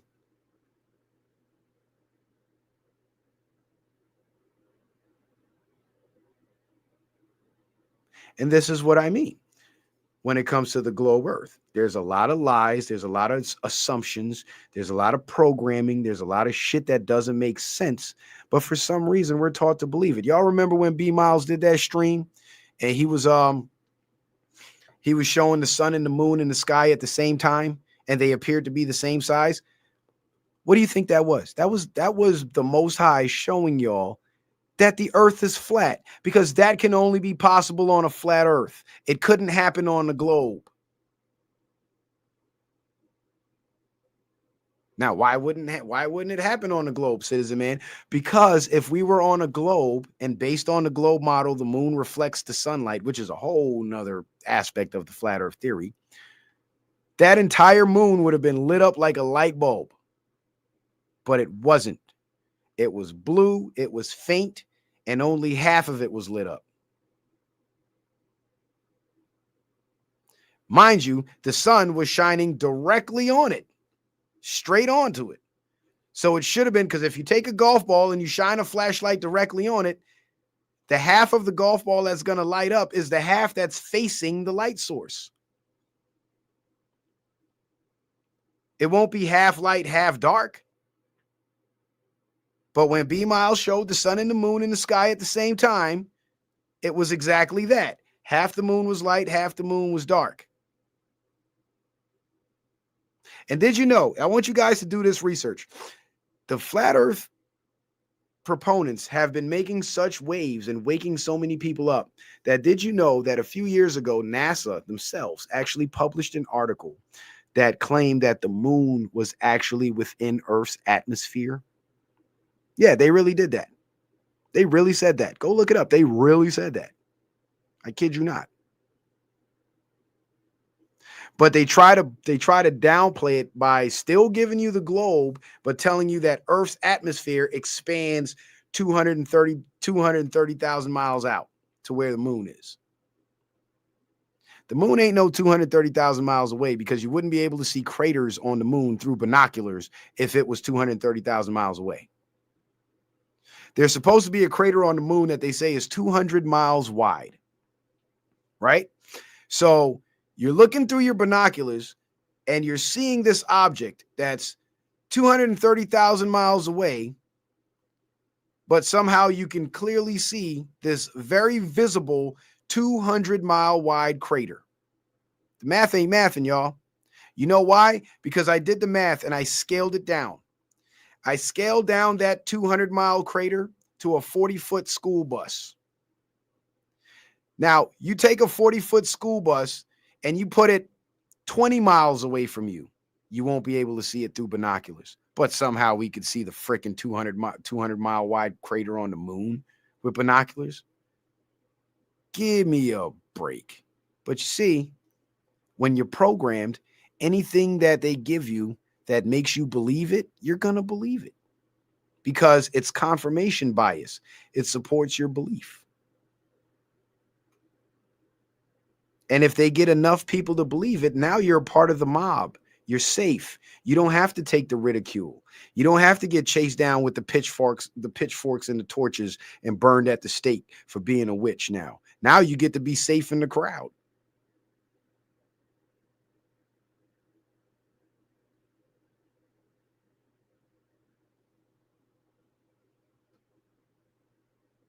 But I'll tell you this. It takes courage and it takes a lot of inner strength to let go of what we've been programmed to believe our entire lives and actually go with what's right and what's true. I mean, how many of y'all took shit when y'all started to wake up politically and say, you know what? The media keeps telling us Trump is racist, Trump is racist, Trump is racist. But I ain't see him do nothing racist. I don't think he's a racist. How many of y'all lost friends, lost family members when 2020 was between 2020 and 2024 was so horrendous that when Biden, was out of office and 2024 came around, y'all wanted to vote for Trump because Biden was fucking shit up and you didn't want Kamala in there continuing. And people got mad at you, but you still had the courage. You know why? Because you saw the truth and you knew what was true. You knew what was right and what was exact. And you knew you were being lied to and gaslit. It's the same thing with the globe. You have to exercise that same muscle. And again, some people ask, well, what's the importance of all this? What does it matter what shape the earth is? Well, the importance is, what is your spiritual life going to look like? What kind of spirituality are you going to pass down to your kids? Are you going to pass them down Satanism based on a false creation and a false God and a false creator? Or are you going to pass them down the truth? That's number one. Number two, are you going to continue to live in cognitive dissonance and ignore what your ancestors taught and believe the conquerors of your ancestors? Can you live with yourself in that mindset?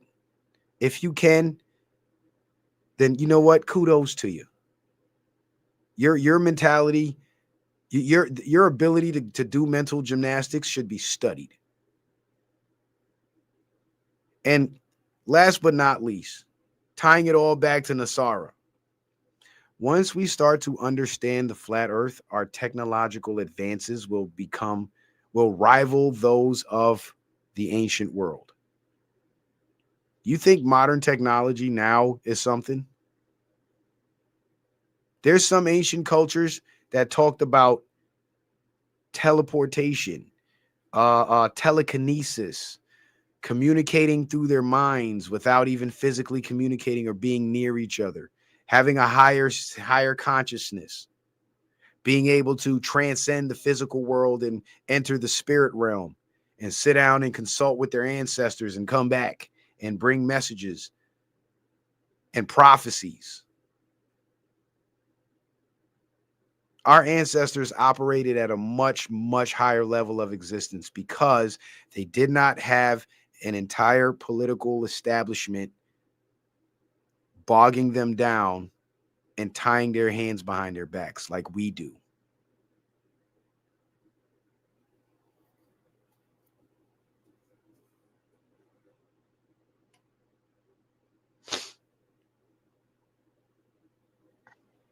Man, that's deep. Yeah, I hope you ain't fall asleep on me, B Miles. I could go on for hours, man. I'm sorry. I'm just I was cooking, man. I'll be cooking and yo, you getting that feedback again, bro. I think every time you for a long time and you come back, you start getting that feedback. Oh, snap! You hear me now? Yeah, you sound better now. Nope, feedback's coming back. I don't know what it is. I don't know if you're moving around on the mic or what. Do you hear me now? Is that better? Yeah, that's much better. Okay.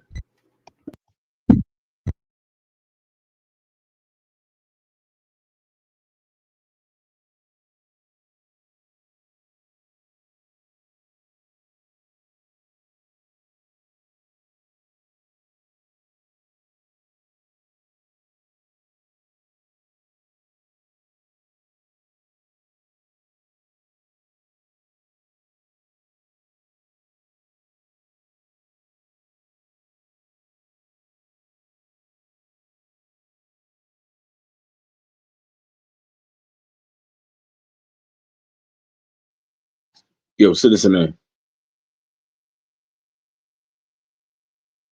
Yo, citizen man.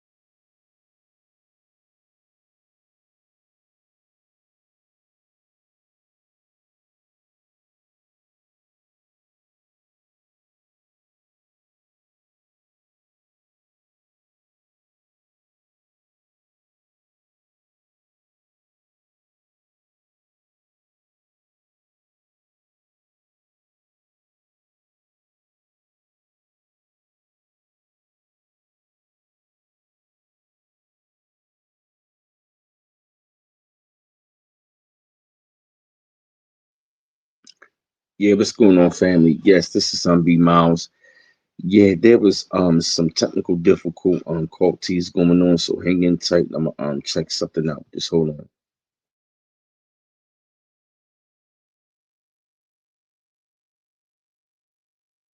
My bad, Joe. My damn computer just died. I was cooking. The computer was like, I'm tired. Oh, okay, cool. Yeah, my bad, Joe. But I recovered pretty quick. But yeah, I was gonna drop one more gem on y'all about the fakery of the globe Earth. One of the main components of the globe is gravity, and they say gravity is created by the molten metal in the core spinning and creating a magnetic field. Well, first things first, molten metal does not hold magnetism. That's number one. Number two, that so-called molten metal core that they say is down there, nobody's been down there to verify that it's actually there. The deepest hole ever dug on Earth is about 8 miles, and the core is about 2,000 miles down from any point on the surface of the globe. So you're being bamboozled with that one too. Also, not to mention, the deeper you dig is the colder it gets. But if it's supposed to be hot stuff down there, the deeper you dig, the hotter it's supposed to get. Hardly makes any sense. So, just something to think about.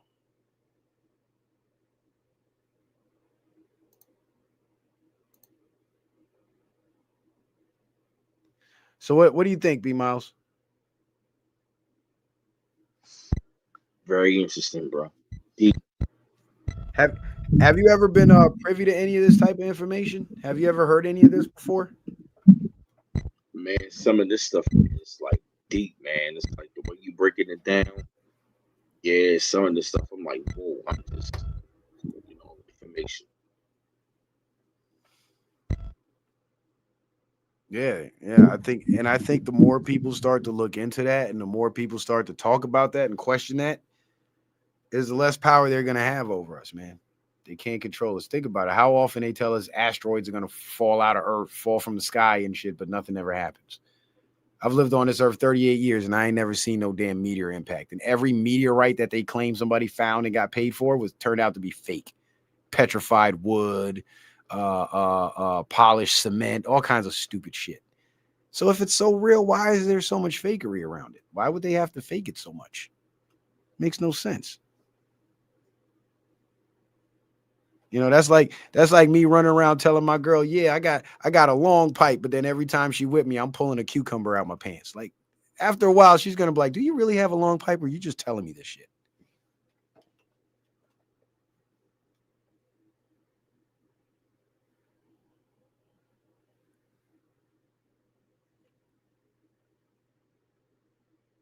Yo, B, you still there? We lost you? I'm still here. All right, all right. Yeah, I know you're probably tired, man. I'll put you to sleep with my lectures, bro. Listen, bro. Hey, hey, jump out and jump back in again because it's doing that shit again. So I'm gonna shut up now and I'm gonna wait for you to jump out, jump back in, so you can have a clear mic, and then you just give me your thoughts, man. Your feedback, whatever you think. Okay.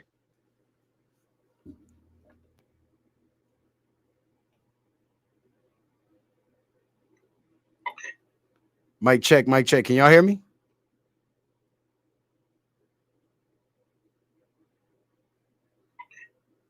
Mic check, mic check. Can y'all hear me? Well, I can hear me.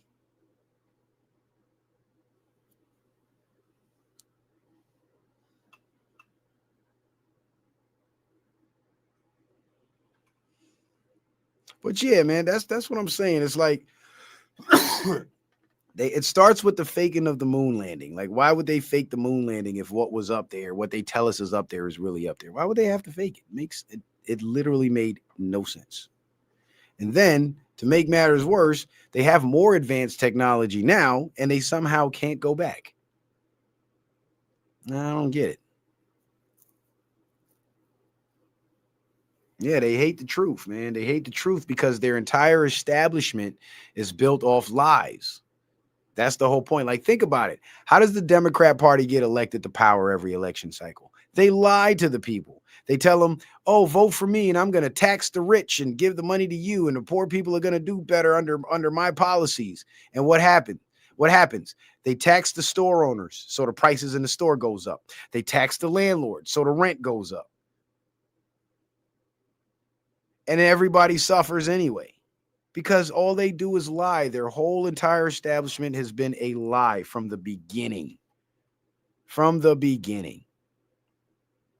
All the way back to the eating of the animals. That's how the royal families came about.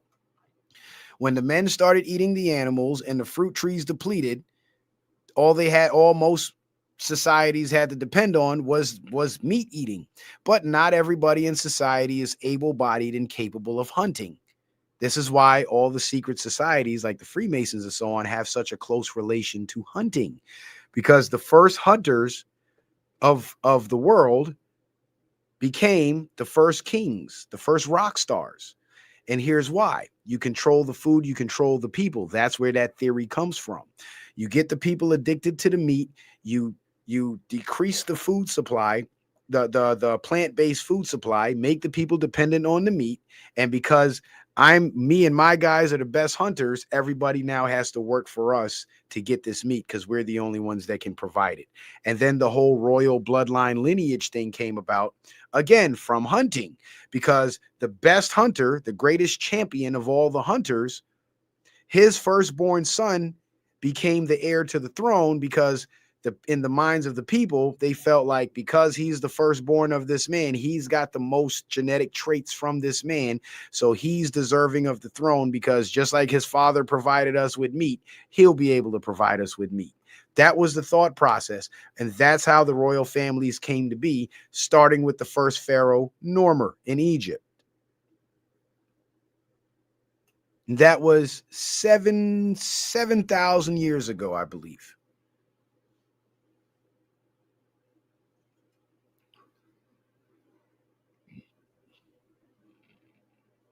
And that's why to this day, humanity is still enslaved to the royal families. We pay taxes to the establishment pays dues to the Vatican pays dues to the banks, and we pay interest to the banks. And you know what I'm saying? Like, and the cycle just goes on and on and on, but it's the same thing. Only difference is, instead of us trading labor for the meat, we're now trading money that we labor for the meat. And if you think about it, what's usually the most expensive singular item when you go food shopping? The meat.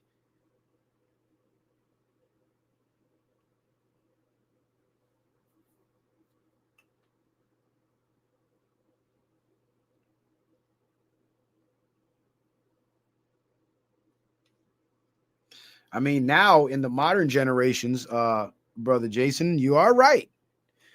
All of us were born into it. But the first original humans that became enslaved by the hunters were not born into it. That was the group of people at the transition time from free societies on Earth to the subjugated societies, the subjects under the royal families. But what's so special about us today is we are the repeat of our ancestors of that time, where they saw the free societies become enslaved. But we're going to live to see, and our children are going to live to see, the enslaved societies become free. And that's where everything comes full circle. And that's why when I hear B Miles talk about how significant of a time period in human history this is, it makes sense to me. It's like confirmation to me, because that's exactly where we're at. And the wildest part about it is an old orange blonde headed dude with the power of the U.S. military behind him is the one leading the charge. And I love it. Go ahead, B Miles. Glad to have you back, bro. Oh yeah, you good, man. I was just like, yeah, man, just listening to it, man. Like, yeah, man, we are really in that time frame right now where all of that stuff is unfolding right in front of our own very eyes, man. And I gotta tell you, like next year, especially what we talking about right about now, it's only going, man. We haven't seen nothing yet. We haven't seen anything yet, especially with this information we've been talking about, man. Let me tell you, people ain't seen nothing yet. I totally agree, bro. I totally agree. And when it all comes to light, it's going to shock the world. It ain't going to shock us because we saw it coming. But for the people that think this is it, or the people that, believe in the gloom and doom, like, oh, we're doomed and Trump sold us out to Israel, and, oh, those guys, they're going to be shocked, but it's going to be a pleasant surprise. And it's going to start with those crooked politicians getting kicked out of Congress. And on my next show, I was actually going to talk about that and the trials to come up, because I found out that I did some research and I discovered that members of Congress cannot be indicted or put into military tribunals while they're serving in Congress. So they either have to be forced to resign, or 2/3 of Congress has to vote to expel them. So a lot of those crooked Congress people that are resigning, I believe there's going to be indictments coming. And after the 2026 midterm election, when this wave of crooked, corrupt politicians get voted out and the new wave of American patriots that are actually going to represent the people get voted in, those individuals that got put out, the ones that remain, now we'll have the 2/3 to expel them. And once they're all out, Nuremberg Part 2. Wow, that's going to get interesting. Yep. And I think it's going to be right there in that ballroom that they tripping over. That's why they tripping over it, because they know what's coming.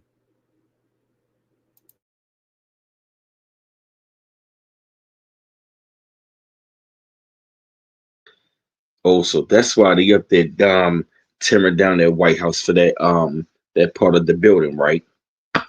I believe so. I believe so. And that's why Trump is using privately donated funds to do it. Because if he uses government funds that are already, taxpayer money to do it, if there's enough taxpayers that object to the use of that space for those tribunals, then the tribunals probably won't happen, or they'll have to find a different venue. But because taxpayer dollars weren't used to fund it, it was donors directly donating to Trump, and Trump directly giving the order to have it built. Nobody could tell him he can't use that venue now. He's got full control of it. It was kind of like a bit of a dictator move, to tell you the truth. But not in a bad way. It was more like, y'all are fucking up, y'all are corrupt, so I'm gonna do it myself, kind of thing.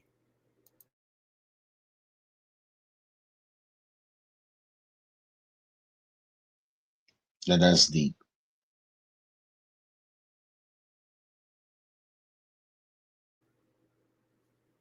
Yeah, brother. So for those of you that are watching that are not exactly familiar with my content, I don't know, B, you want to go ahead and close it out now? We've been 2 hours and 15 minutes in. I know you usually don't stream this long. I go 3-4 hours, man. I'm a madman, bro. I get a couple of Red Bulls in me. I'm jacked. I'm ready to go.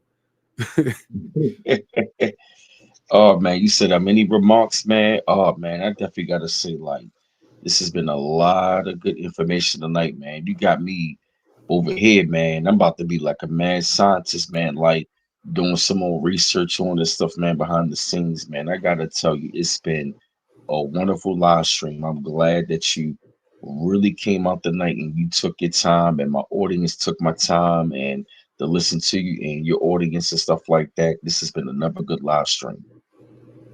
Yeah. And you know what? I definitely appreciate your audience. You guys are a very open-minded group of people. And I love that. I love talking with people like that. Even though there was a few, naysayers and people that disagree, that's par for the course when you're talking about controversial topics. So, I've been dealing with that for years. So I already know, what direction to point them in. Not to the door, just point them to some knowledge. Like think about your ancestors and what they thought about before you disparage me for talking about what your ancestors thought about. Maybe that'll change your perspective a little bit. Because that's what it's about. It's about getting closer to the truth. It's not about I'm right and you're wrong, or you're right and I'm wrong. It's about what's true and what's not. You know what I'm saying? The people that are responsible for our existence, what did they believe? What did they think? And I think they deserve a voice after, hundreds of years of being suppressed and being painted as these primitive cave people when they most certainly were not.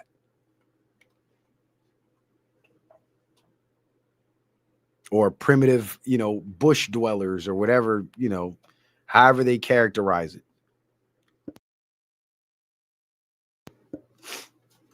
You know what I mean? But for you guys that are interested in more of the political content, come follow me over on Citizen Man TV or on Rumble or wherever. For those of you guys that are interested in the flat earth content, I got, a whole catalog of flat earth streams where I go through proofs and debunk lies from NASA and scientific journals that put out false information to make people believe the nonsense. You know what I'm saying? And we go through all of that. We debunk it. I got shows where I debated people and had discussions with people about it. And you actually see me win some souls for the true creator. You know what I'm saying? Teaching them about the true creation. I'm here to preach, man. I'm here to preach and I'm here to teach. I know the Most High blessed me with a gift of not only being able to interpret and analyze, but also to convey. So I feel like it's my duty to try my best to convey. And the people that I want to reach aren't necessarily the people that agree with me, because they're already with me. I'm trying to reach those people that think this stuff is crazy. I'm trying to get them to see that this is reality, son. Because that's how you win. You reach the people that would be more likely to disagree with you, not to get them to agree with you, but to get them to see your perspective. And if your perspective is based in truth, eventually they'll come around and they'll agree with you, because they're not agreeing with you. They're agreeing with the truth. You both just happen to be on the same page about it. You know what I mean? Kind of like me and you. We don't necessarily have to agree on everything, but we both know what the truth is. and we're both set on finding the other truths that have been hidden from us and revealing those truths to our audiences in hopes that our audiences then carry that truth on and share it with their families and their loved ones and their kids. And if they decide to create content, share it with their audiences too. You know, that's what it's all. This is how the Great Awakening happens. It takes a few brave souls to step out there and, you know, take the first slings and arrows.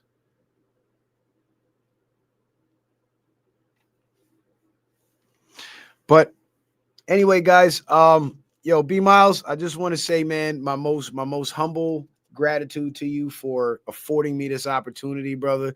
We're gonna do more. I think we're gonna do more. Maybe the next time you go live, you know, if you reference this show or whatever, touch base with your people and ask them what they think. And if they want to do, you know, if they want to see more, we could do more. I'm with it. You know, maybe on the next show, I'll try not to talk so much and I'll let you have it and I'll just chime in on your shit. You muted, bro. You muted. Hold up. Oh, my bad. No, you good, brother. No, man, because I'm featuring you tonight. You know what I'm saying? So I wanted you to have the floor. You feel me? Well, I appreciate that, man. That's love, bro. That's love. You're welcome. You show me none but love, my man. And I really appreciate that because these days that shit is rare. Yes, it is. Real rare. And ain't nothing like the love from a brother, man. So yes, man. You know, we understand that we're on the same team and we're fighting the same enemy. So whatever little things we might disagree on, like we set that shit aside and we brothers at the end of the day. You know what I mean? Right. That's what it is. So anyway, guys, I'm gonna dip out of here. B Miles, I don't know if you want to, you know, hang around and chat with your audience for a little bit, but I'm gonna shut mine down. To all my people in my chat, shout out to you guys. Much love to y'all. I see I got some donations that came in. I think I got 3 I'm seeing. Shout out to Deborah Ticey. Shout out to my man LTO. And shout out to Sister Iman. Sister Iman, where you been? I haven't seen you in a while. I've been missing you out here in these YouTube streets, man. I hope the YouTube streets have been kind to you. I'm glad to see you. Glad to see you still in the fold. That's what's up. But yeah, man, shout out to everybody for listening, giving me an ear. You guys are more than amazing. My most humble gratitude to you. Any comments, questions, or concerns? The next time I go live, I'm going live Friday night at 10:30 p.m. Eastern time. So when I go live, just come on over to the channel, come in the chat, holla at me. If you want to come on the show, I'll send you the link and, you know, we'll chop it up or whatever. And if you want to learn more and you want to get more knowledge, more information, go explore my channel, go watch those videos. You know, if you work a long night shift and you need something to listen to, trust me, I'm your guy. 2 of my shows will get you through an 8-hour shift, no problem. So if you're a trucker and you on a long haul, I keep you awake, man. I keep you laughing, all that good shit. So with that being said, ladies and gentlemen, once again, much love to all of you. B Miles, my brother, much love to you. And I'll see you guys on the next one. Citizen Man, out.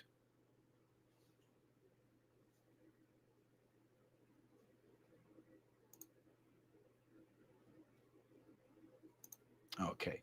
So I got B Miles live on my show. So I'm trying to figure out how to end this without cutting off his channel. Oh shit, he done bounced. All right, cool. I'm shutting it down then. All right. Peace, everybody.